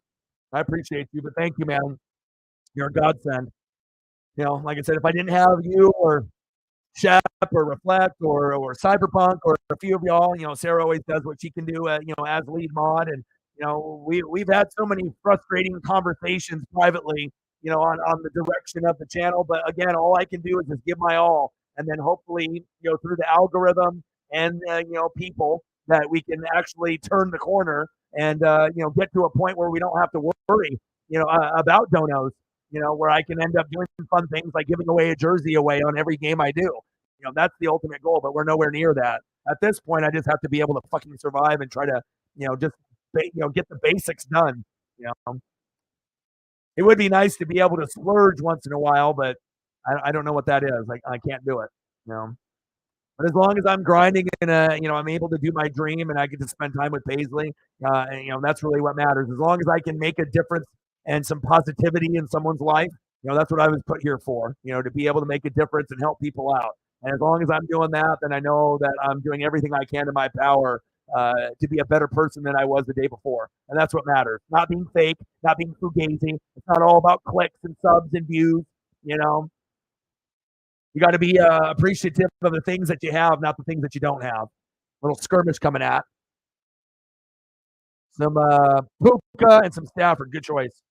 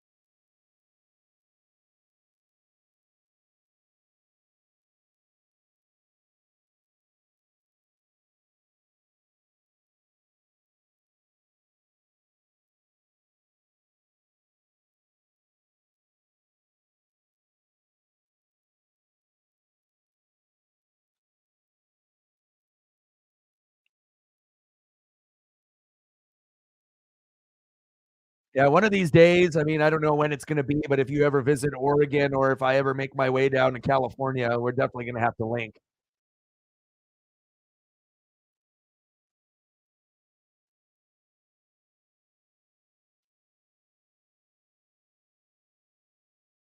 Appreciate your generosity, man.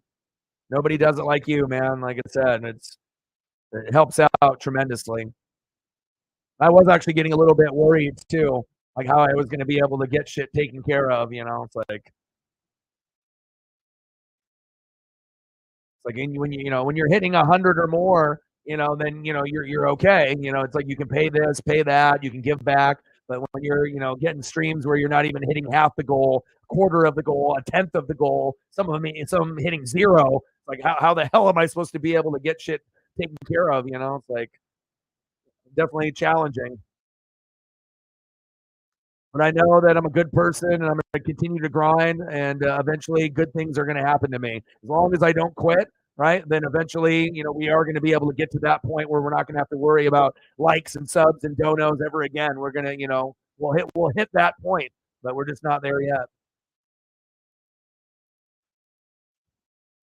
I'm not here for that 5 seconds of fame. I'm here forever. No, I'm here for the longevity of it.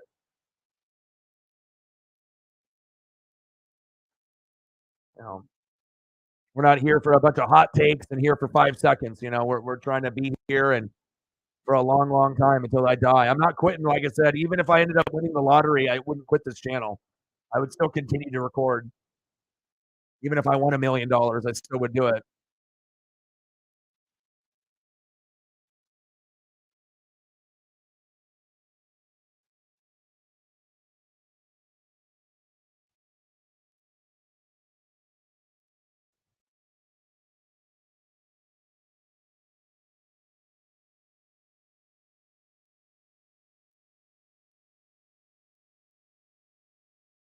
15-15, good game. Now the Broncos need to go back to what they were doing in the first half. Don't go away from that.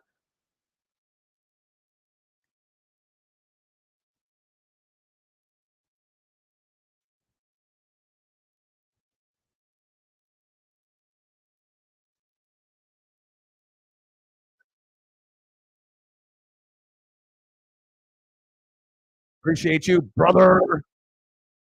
Fire photo.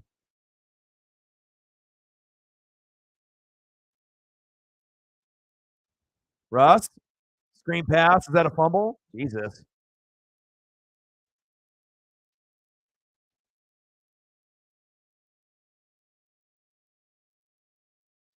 What's going on with your life? What are you watching? What are you watching for shows right now?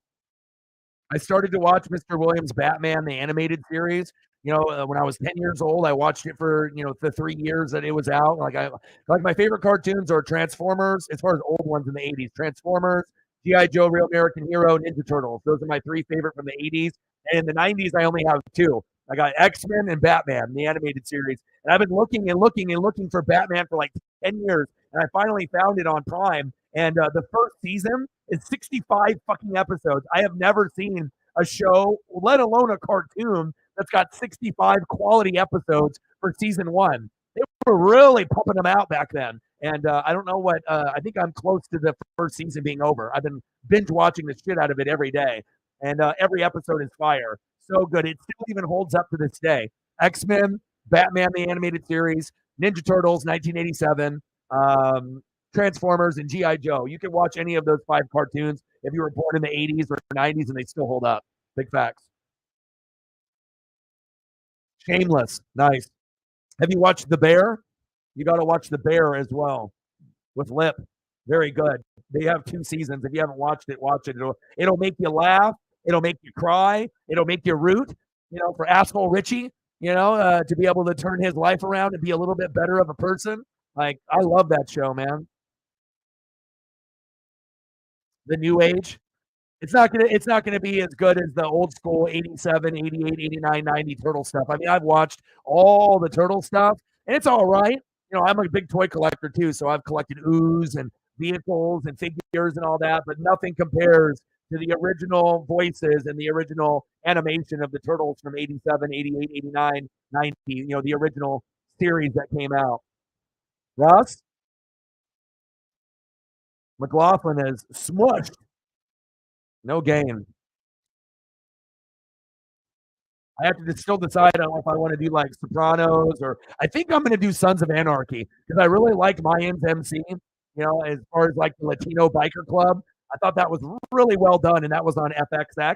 And I was like, you know what? I need to probably do Sons of Anarchy from the very beginning and soak it all in from because I never watched it in entirety. I just kind of watched it from like time to time, but I didn't really keep up with it. And I think that's the next one for me is Sons of Anarchy. And I like the drugs and the crime and the bikers and the violence and the camaraderie, the gang life. I kind of like that shit. Nice little flip. First down, Broncos. Raunchy comedy called Bottoms. Calling them the bum bums. Bottoms.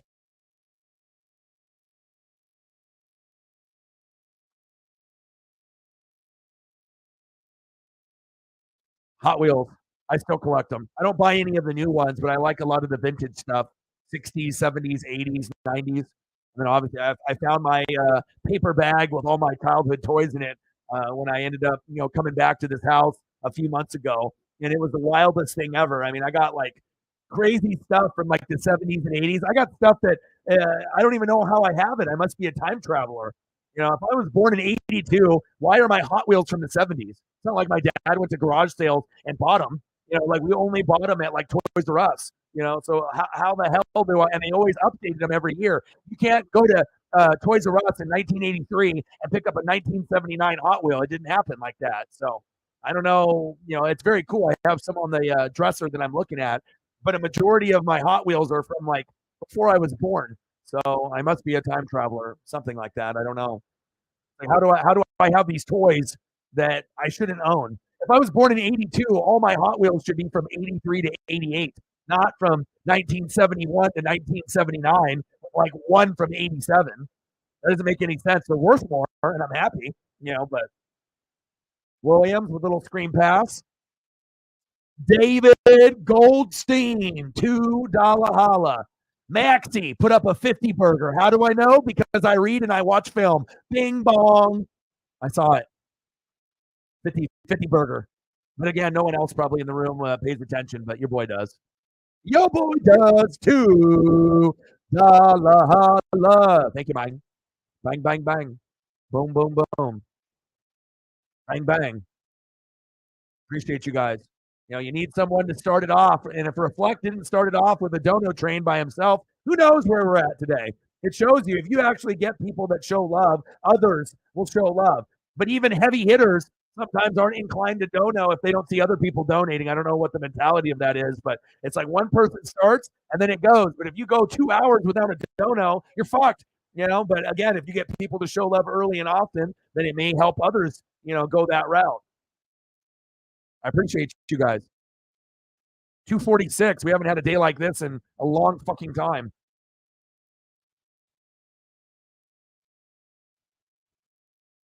Appreciate you guys. Let me see if I can get you a maxi and not a maxi pad.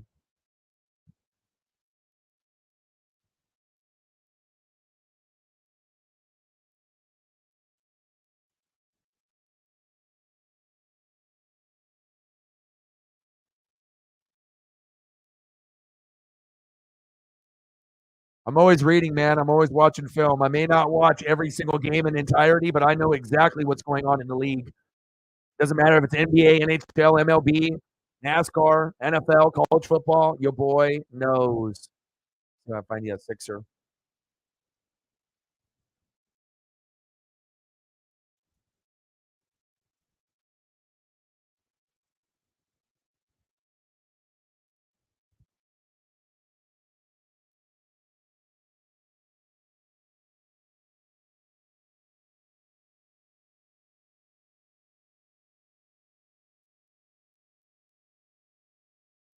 Appreciate you. Got to do this right. No laziness here. When you fully produce a show all on your own and you're grinding, you got to work, work, work, work.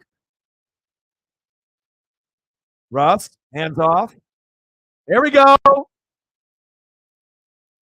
Ooh, there we go. Spinning logo, not just a regular one. Maxi, we ain't talking maxi pads, baby. 50 burger.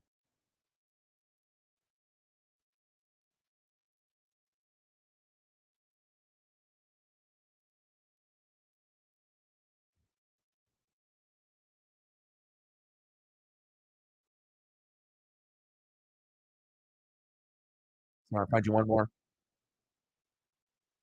Swag, swag, swag, swag.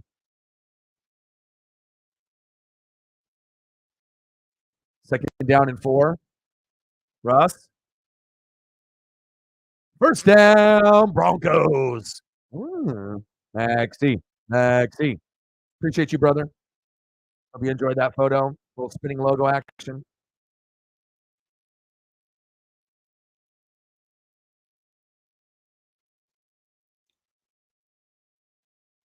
Oh, see, connections. John in the building. What's good? Well, obviously, if you get 3 picks in the first quarter or first half against Josh Allen, yeah, you should be able to win the game. You don't want this game to slip away. Cortland Sutton, that's where you go for the touchdown. You can run the football, and that's fine. But if you want to get a guaranteed touchdown, you go Cortland Sutton. There we go. Touchdown, Broncos. Javonte Williams. There you go. Boom, boom, boom. They would have ran that football second and third down, had to go to Cortland Sutton, and you can't guard him one-on-one. He already got one tutty. Nice job by Javonte Williams there. 21-15 Broncos because they don't have a defense in their ass, and Josh Allen's overrated. They don't have a running game. If you end up losing Tre'Davious White, Von Miller, and obviously Matt Milano, you're going to be booty-ohs. And they are. And they're good at home. And now you're getting exposed where you can't even win at home. That's when you know the Bills have hit rock bottom. Oh!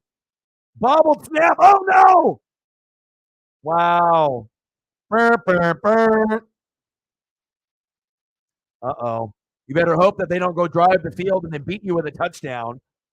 Come on, Sean Payton. That was a Nathaniel Hackett blunder. Jesus Christ.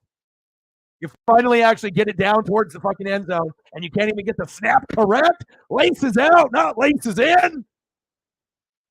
Lee, it's like in that Washington Husky game. Laces out, not laces in. Lee. Even Farley knows.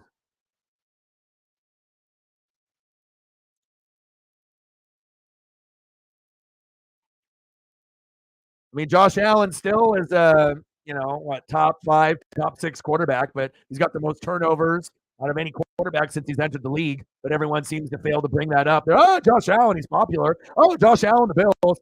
Oh, Bills Mafia, let's go jump through a table.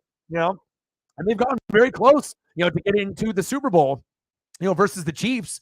But again, at some point, you have to realize O-line matters. Defense matters. And having a running back that's actually worth a damn instead of having 5 guys that are RB2s and RB3s is not going to cut it. But they continue to keep getting the same type of guys. Singletary, Zach Moss. And let's move on. We're going to get something better. James Cook, Latavius Murray, problem solved. No, it's not solved. Boom shakalaka. Yeah, I don't think we're going to go towards Matt Schaub. That's a huge downgrade. Because even with all the interceptions that Josh Allen throws, he's still good with his legs, right? And then obviously if the defense is healthy, they're not this bad. But it shows you Matt Milano, Tre'Davious White, Von Miller, and the offensive line have bailed Josh Allen out a lot. But when those pieces aren't there, then you get exposed. And this is the first time in Josh Allen's career prior to not having Stephon Diggs where he actually was a shitty quarterback, and then he got Diggs and then finally got good. But everyone acted like, Allen was good right from the start. Look at his stats. He really wasn't, but you have to have O-line. You have to have D-line. You have to have defense. You have to have good coaching, play calling. And it has to be more than just Diggs and Allen. You got exposed, right? Now it's 21-15. But with all that being said, all Josh Allen has to do now is just drive down the field at home, right? Get fixed, kick the extra point. And as good as Denver played today, they could still get an L. So it shows you how close it is. Like the Bills have gotten dominated, right? Russ has played great. 21 for 25. 161 is a little low. 2 touchdowns, no picks. Allen, 15 for 26, 177, 1 touchdown, 2 picks, right? And all he's going to do is just play Buffalo Bill football. and get in the end zone and they keep the extra point, make it, and they come out with a 22-21 victory. It almost seems unfair. Like the Broncos deserve to win the damn game. But all it's going to take is one, drive, and then maybe the Bills win. NFL sometimes is cruel. Sometimes the NFL is not fair. It's not fair. Let me know what other photos that you guys want, and I appreciate the support. It means a lot. Much better than grinding out, doing a bunch of reaction videos, getting nothing, and then doing streams with Sarah for 3-4 hours and getting zeros or 5 or 1 or 2. When you can actually hit a good number, it definitely feels good.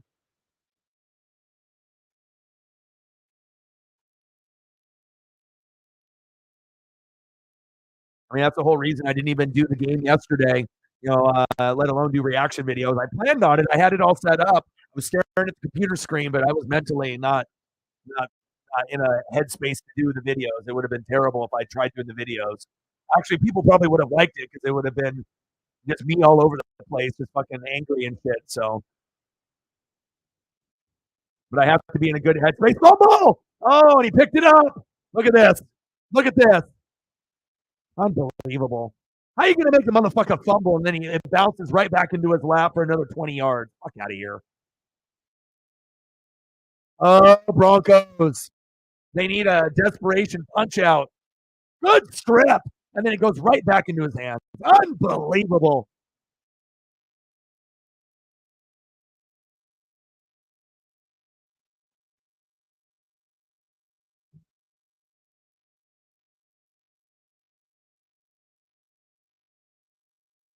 Come on, Broncos. D up. Justin Simmons, Patrick Surtain. You don't trade those guys. Those are cornerstones. Get his ass. Now, if you're Denver, it's like, what do? Let them score and then try to get into field goal range, or do you try to stop them? 246, man. It's been a minute since we hit 246. 54 to get to 3. Remember when we used to hit 100 every show? Or when we hit 200 every show? Those were the good old days. And we felt appreciated, right? For all the hard work and the grind. Now it's like I'm doing even more work for less, but every once in a while we end up getting blessed, and today was a blessing. Cook again. Uh-oh. At this point, you almost just let them score. So that way you have more time on the clock because you're not stopping them here. Just let them score here, let them go in, and then all you got to do is kick a field goal and win the game. You don't want them to keep running, bleed the clock. Because if you only give Russ and that Bronco offense like a minute 10, they might not be able to get down there to get the field goal if the Buffalo defense steps up. So now you're already down to 240, and they're going to try to bleed the clock a little bit, I assume. Let's see.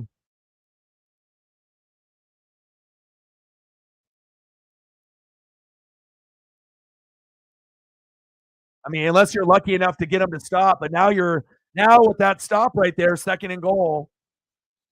I mean, what happens if they end up getting the ball back and you have to get 3 and you're going to be down by 1 and you only have 30 seconds? You're going to lose. Let them score.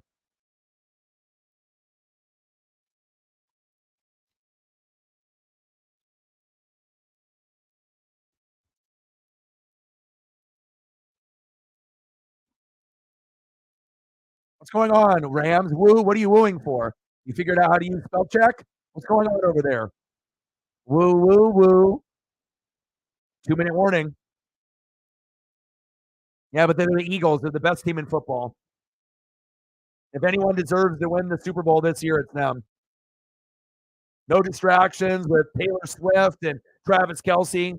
A.J. Brown's playing like the best wide receiver in the game besides Tyreek. They don't have any really major injuries.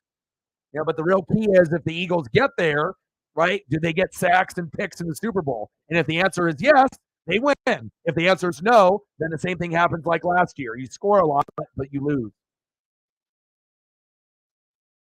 You got to crawl before you walk.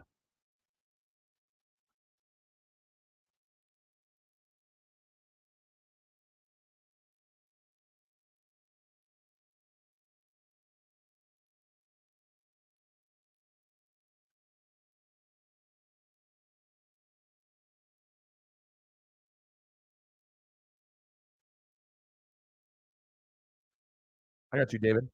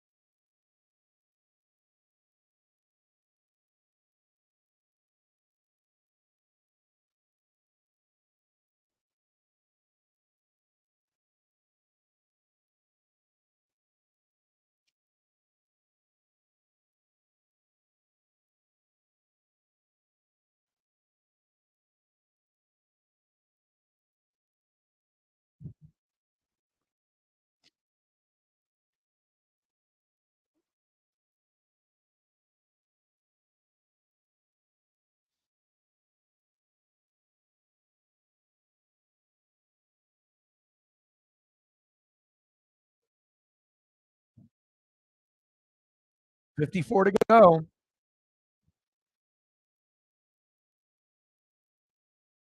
Shit, I got you, bro.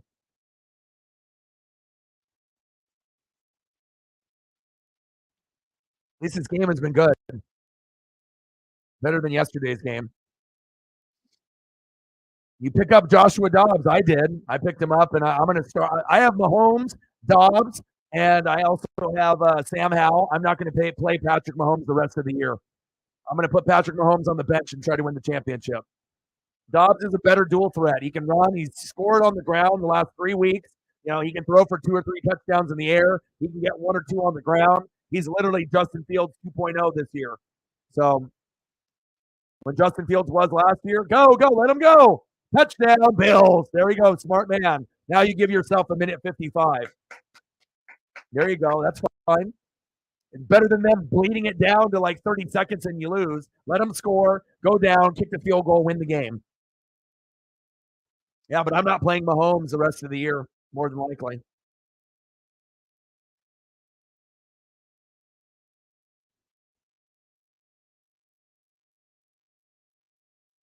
MSU in the building. What's good?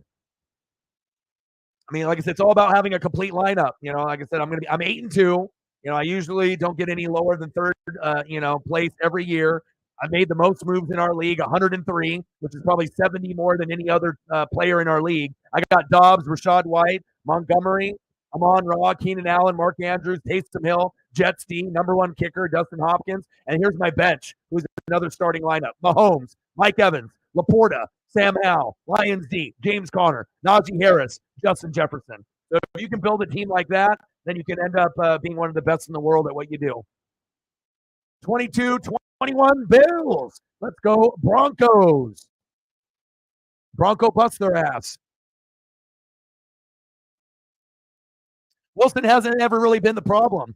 You know, like I said, it's just being able to get that offensive line and running game to be consistent. And the defense was the problem at the beginning of the year. But in the last month, when they played the Chiefs twice, and then obviously in this game, the defense has been lit. You know, Simmons, Patrick Surtain, these are 2 of the best players in the NFL. And they were thinking, oh, maybe we should trade them away. Hell no. You don't trade guys like that away. You know, when you trade away your best players, you know, sometimes like, Von Miller, or you're the Bears and you get rid of Roquan Smith, and like you can see what it does to your team when you get rid of certain guys. But Russ has actually played very good this year. It's just the haters will say, oh, the Broncos suck. Russ sucks again. But if you actually look at his stat line, he's actually doing much better than people think.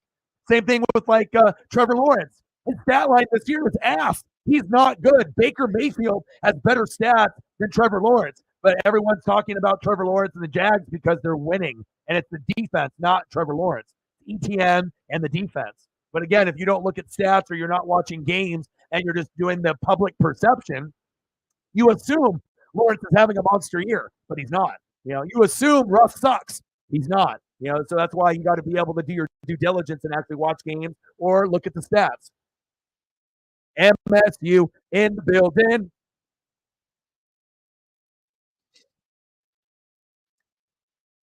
Yeah, you just got to be able to look at matchups, and you got to be able to go. If you have Hurts and 49ers, fuck it. You actually think that that's going to matter? You know, the Niners, lost 3 games. They won against the Jags, but you got to understand who's got a better O-line and D-line than the Philadelphia Eagles?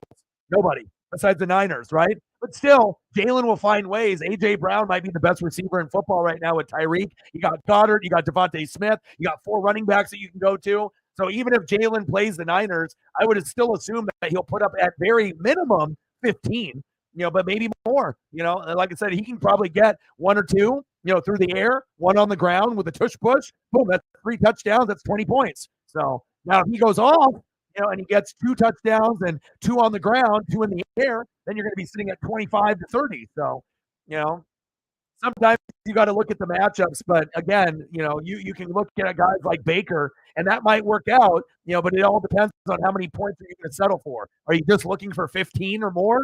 Are you trying to get 20 or more? Are you just trying to survive? Because even if if I got Jalen Hurts, and if I got him, I'm probably never benching him, or depending on who else I have. If I had, like I got Mahomes, I got Sam Howell, and I got Dobbs, and I'm probably going to play Sam Howell and Dobbs the rest of the year, and Mahomes probably won't even be in my lineup because I can't trust you.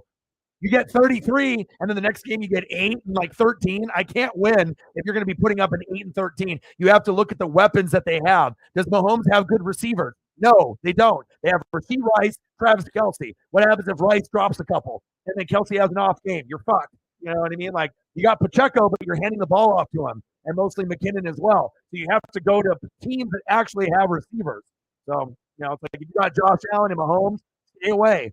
Find someone else that is playing better football right now, like a Sam Howell or a Dobbs, and that might get you more. Sam Howell and Dobbs are getting 25 points.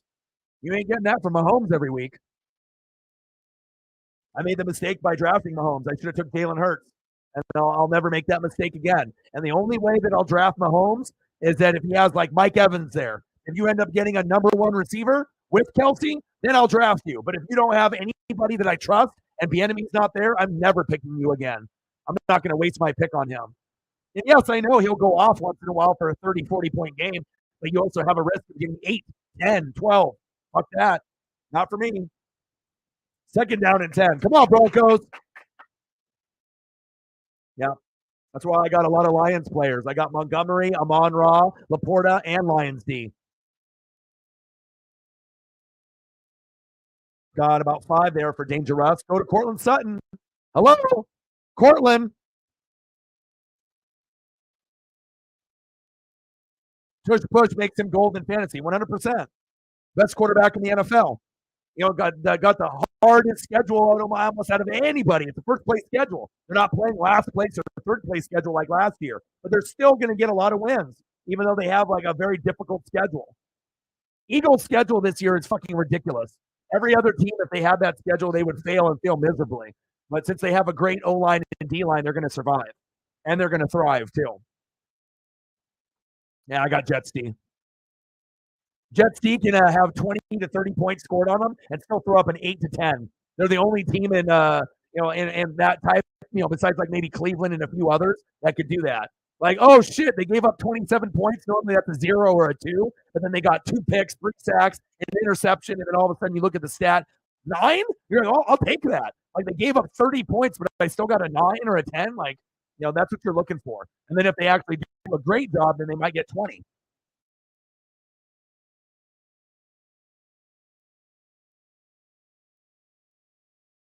Yeah, at one point, until like 1 minute before the game started, I had Mahomes, Dobbs, right, Sam Howell, and Kyler, and I had to drop Kyler to pick up Najee because I needed some running back depth.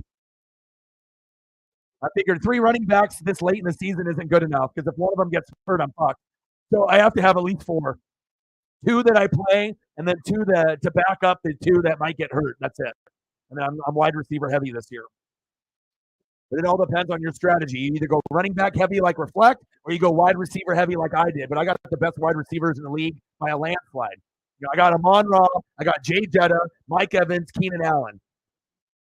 I got 3 guys out of those 4 at any given point that I can get 100 with, just with 3. And, he's got running backs that can do the same. So if you can get 3 running backs that can get you 90 or 3 receivers that can get you 90, then you know that you're one of the top dogs in the league. 2nd down and 4. Ross. 12 noon. You know what time it is? Time for a sack lunch. Yum, yum, yum, yum, yum, yum. Get up. Come on, Bronco D-line. It wouldn't surprise me. He's already walking.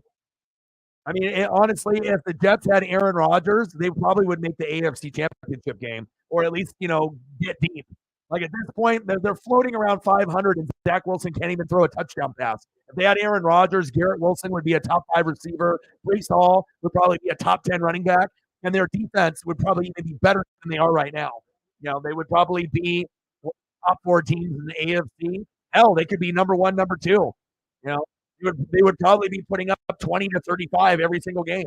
There would be some bad games from Rodgers, and I'm not a Rodgers guy whatsoever, but I'm not going to hate on his talent, especially with how good they're doing right now. They're floating with 500 with Zach fucking Wilson. It's terrible. If they had Aaron Rodgers, it's like, going from a quarterback that's a 1 to a quarterback that's a 10. It's a big difference. But I would assume that if they had Rodgers, their record right now would be like 7-2, 6-3. That's how good they would be. Hell, maybe even 8-1. Floater. Oh, PI, baby.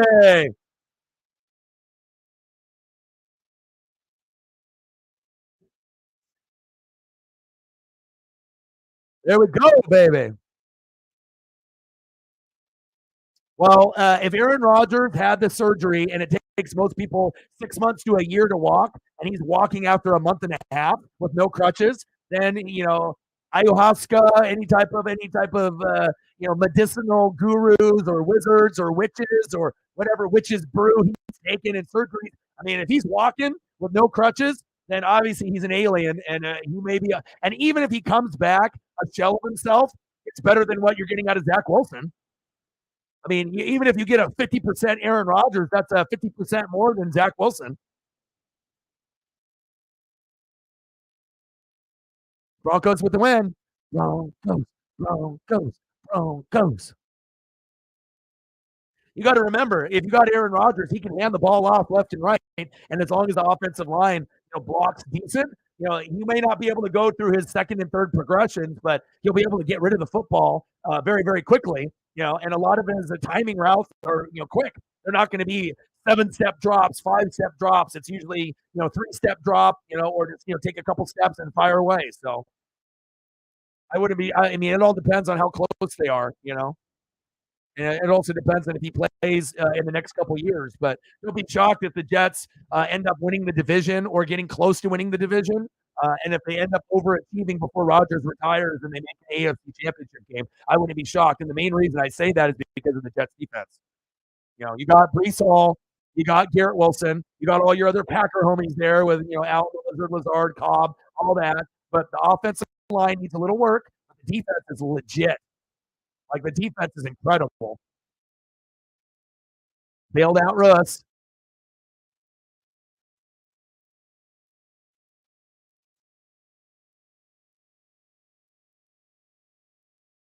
Now you better make sure that you make this field goal. You missed the extra point earlier. Don't do that again.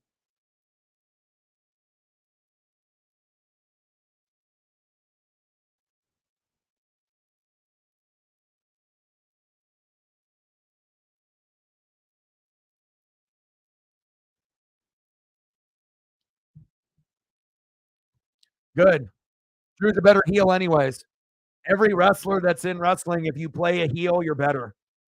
Hulk Hogan, Hollywood Hogan. Hollywood Hogan. Easy. Heel life. MJF face, MJF heel. MJF heel. It's all about that heel life. Randy Orton face, Randy Orton heel. Randy Orton heel. Bret Hart face, Bret Hart heel. Bret Hart heel. Shawn Michaels face, Shawn Michaels heel. Shawn Michaels heel. It's all about that heel life. Drew McIntyre face, Drew McIntyre heel. Heel life. And he didn't even get a chance to fucking do the belt in front of fans. I feel like terrible for him. Like, he's a guy that, got fired, reinvented himself, came back, amazing on the mic. He's the best tall wrestler on the microphone, and he didn't get to really celebrate his championship with anyone. There was no fans there with COVID. I hope they give him another run.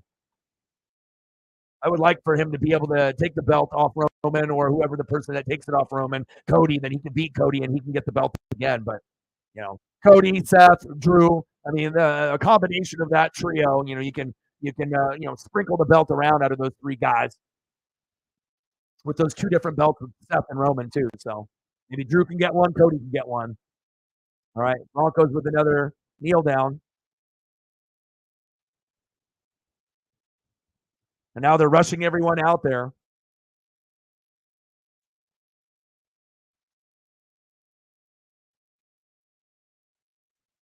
Oh, he missed it! Whoa! And there's a flag. Oh my God. That better be on the Bills in the neutral zone. Oh! Oh my God. He did miss it.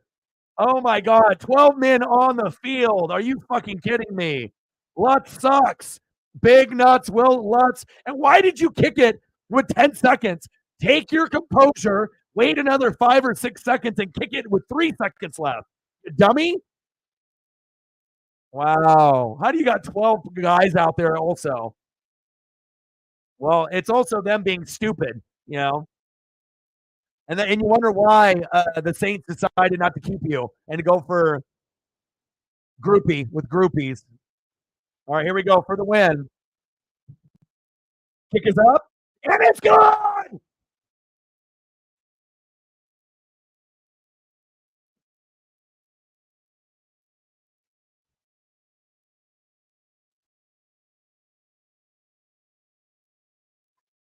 Yes. Broncos, Broncos, Broncos. Hell yeah.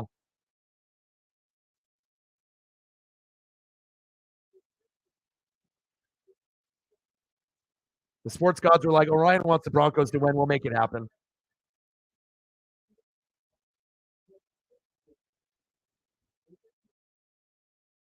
Big nuts, Will Lutz. I guess those nuts are pretty big.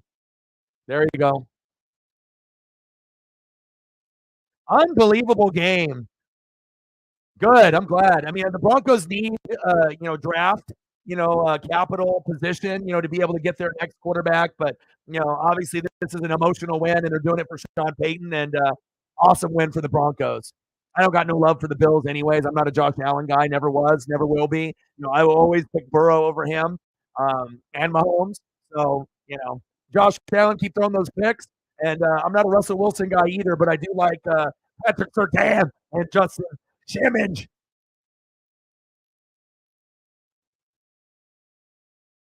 Awesome. Broncos country. Let's ride. Oh, dude, all my Bronco buddies are going nuts.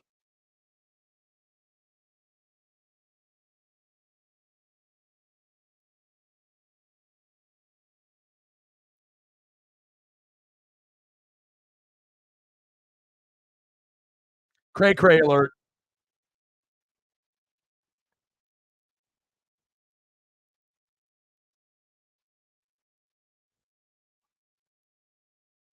That one was for Nate the Great in heaven. You know, he was watching with us today. He's like, "Oh, dog really wants that win for Nate the Great." And big Broncos fan. One of my best friends, Justin, is a big Bronco fan. I actually have quite a few, and a lot of them are Bronco fans from like the John Elway era, from like the '80s and whatnot. But much better than yesterday's game. Congrats, man. That was awesome.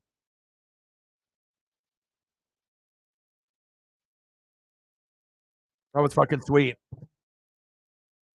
All right, what do you guys want to do for photos? My keyboard needs to be charged and whatnot. Is there anything else that you guys want to see photo-wise for the people that donated? Let me know so that way I can take care of you guys. So let me know. I'm willing to stay on here for another 10 minutes or so. We can do food to kind of close it out. See, me and Sarah were like linked at the brain, so we were already thinking the same thing. So let's do food, and then we'll. And if there's anyone that donated that wants any photos or people that donate at that time, let me know. But let's delete some of these other photos and do food, and then we'll call it a day. What a great stream! We got great support today. We got great donos, great combos. We got the Broncos with a amazing victory on the road with the Buffalo Bills. Consensus: the Buffalo Bills and Josh Allen are booty cheeks, and the Denver Broncos defense is actually pretty good in the last month, drastically improved, and Russell Wilson actually played pretty fucking good. No longer the Russell Wilson hate like from last year. A lot can change in 1 year. Josh Allen's the best. Russell Wilson sucks. That's last year. Now, Josh Allen sucks. Russell Wilson actually pretty good this year. A lot can change. Awesome game, man. Awesome, awesome, awesome.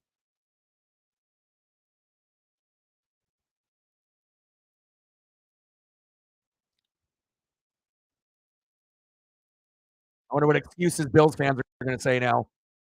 It's like, bro, you're a shitty team now. Get back to reality and realize that, the Buffalo Bills are not a good team and you're probably not making the playoffs.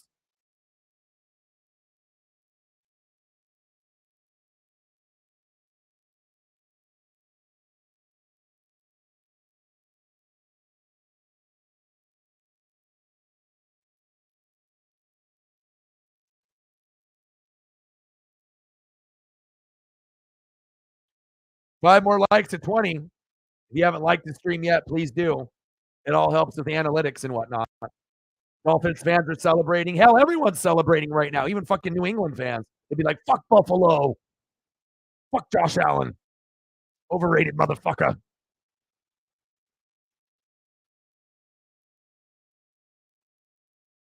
He might be the most overrated superstar quarterback. Just like Aaron Rodgers is probably probably the biggest choker at home when he was on Green Bay. It's like, how do you have all these games at home at Lambeau and you have like a 500 record? You should have at least a couple Super Bowls under your belt, and you only got one. And the one that you got it because of Charles Woodson. And then Brett Favre got his because of Reggie White. You weren't even able to do it on your own. You had to have a Hall of Fame defensive player bail you out in both of those Super Bowls for the Packers, but they'll never say that. And they had Desmond Howard on one of them too. Facts. Like, no, it was Brett. No, it was Rodgers, was it?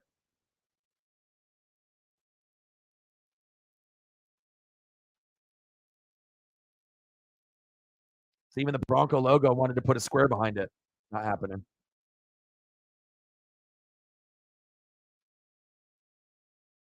There we go. That's a logo that everyone can be proud of. Oregon burnt hands. Oregon duck, blooming baked potato. Get your taste buds ready. Mm-mm. Don't that look good? When the last time you had a potato that looked like that? With a little bacon.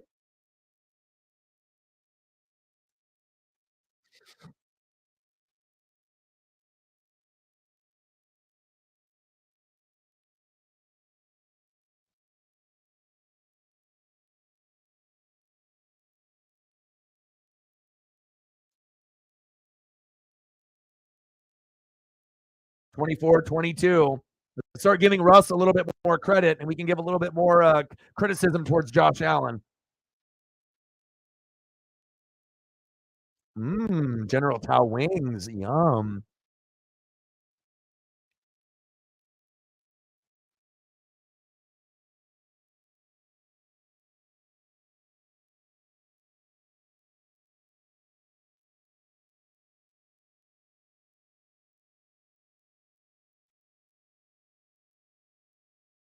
Crab cake.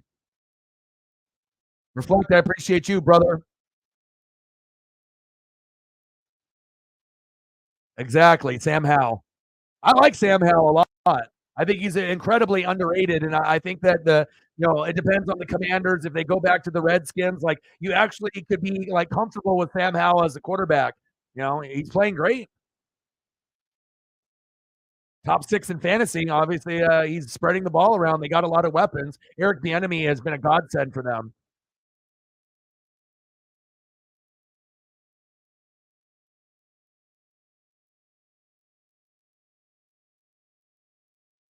I love it. Good for Russ. I'm happy for him.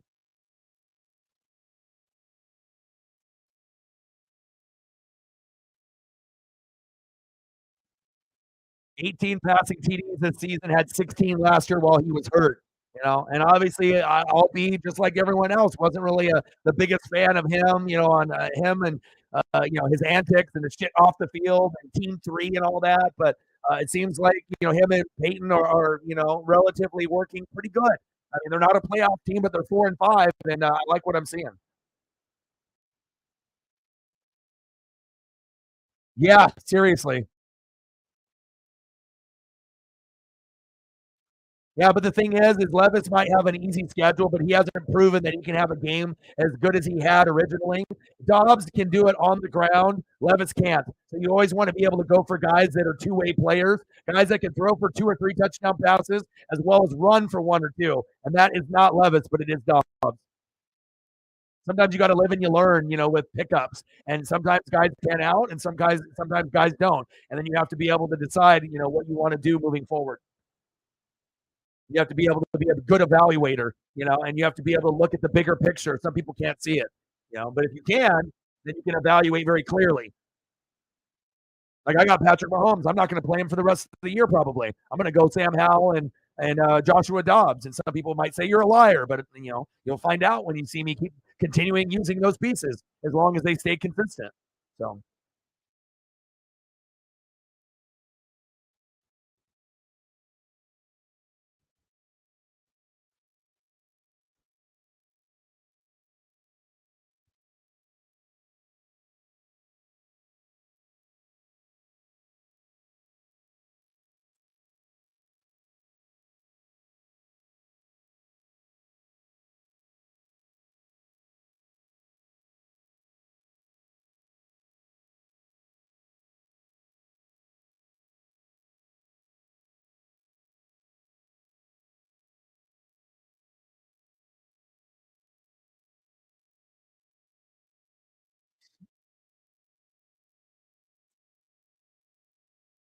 Yeah, Buffalo didn't deserve to win this game.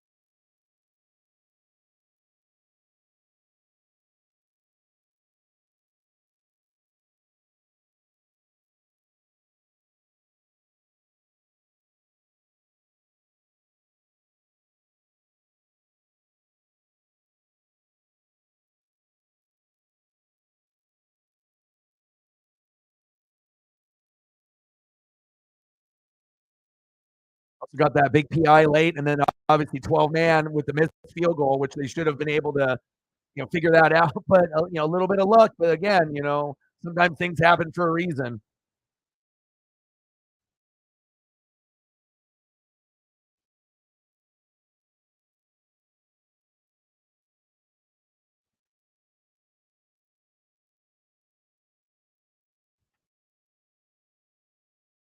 First home loss this season, 4-1.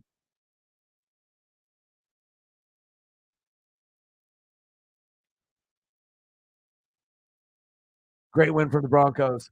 All right, I think if everyone is satisfied with everything for all the people that donated, what a fantastic day. Best day that we've had on a dono train in a long, long time. Lots of goats and heavy hitters and the mods showed up today, at least stopped by and donated. $54 to hit the next goal, but we already hit 2 goals today, which is amazing considering some streams we've hit 0, 1, 5, 10, 20, and we've hit others where we've hit 100 all the way up to 1,547. So feels good to be able to get kind of back on track. You guys are the best. I love you and I appreciate you. I pumped out 5 reaction videos. So if you have Twitter/X, you can actually check out all 5 that are on there. And the ones that I did were the Lions and Chargers were what was blocked on YouTube, Commanders and Seahawks, Texans and Bengals that was blocked on YouTube, Titans and Bucks, and then Saints and Vikings. But if you just watch YouTube only, Saints, Vikings, Titans, Bucks, and then the Commanders and Seahawks. If you want to see Texans, Bengals for CJ or Lions, Chargers, you have to go to Twitter to watch my Twitter on there. You can watch it through my StreamYard link. And I'm going to try to do 5 reaction videos tomorrow, and then we're going to end up doing an NHL game or possibly an NBA game. Let me look at the schedule here real quick before we go. So that way I can kind of see where we're at. So let me look at the schedule here and we'll dip in a second. I got to see what we have lined up for tomorrow. All right, so on the NHL side, Kraken right now are down 2-1 to the Avalanche. Go Kraken.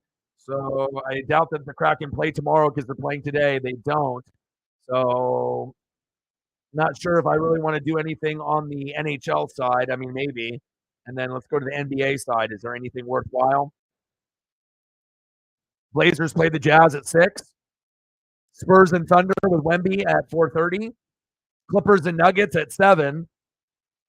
So we'll probably do Blazers, Jazz, Clippers, Nuggets, Spurs, Thunder, one of those 3 matchups, or possibly an NHL game. But I'm going to do 5 reaction videos more than likely tomorrow, as long as they don't get all blocked. And then I'll do a poll, or I'll talk it over with Sarah, and then we'll try to decide if we want to do NHL, a random matchup other than the Kraken, or if we do one of those NBA games. I'm probably leaning more towards the NHL, but I got to be able to see who's hurt and who's playing, and then we can go there. But I'll do a poll, and then we'll try to see what the gauge is from the fans, if they want to do basketball or if they want to do hockey. I guess it just depends on who ends up voting, and then if they vote, if they actually show up or not. So we'll see where it goes. But I love you guys, and I appreciate you guys very, very much. Great to have a good turnout for once. It feels good. And what a great victory there by the Denver Broncos, getting the win 24-22 on the road.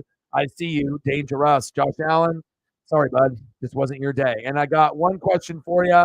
Who talks sports like us? Your boy Orion, Northwest Sports Fan X.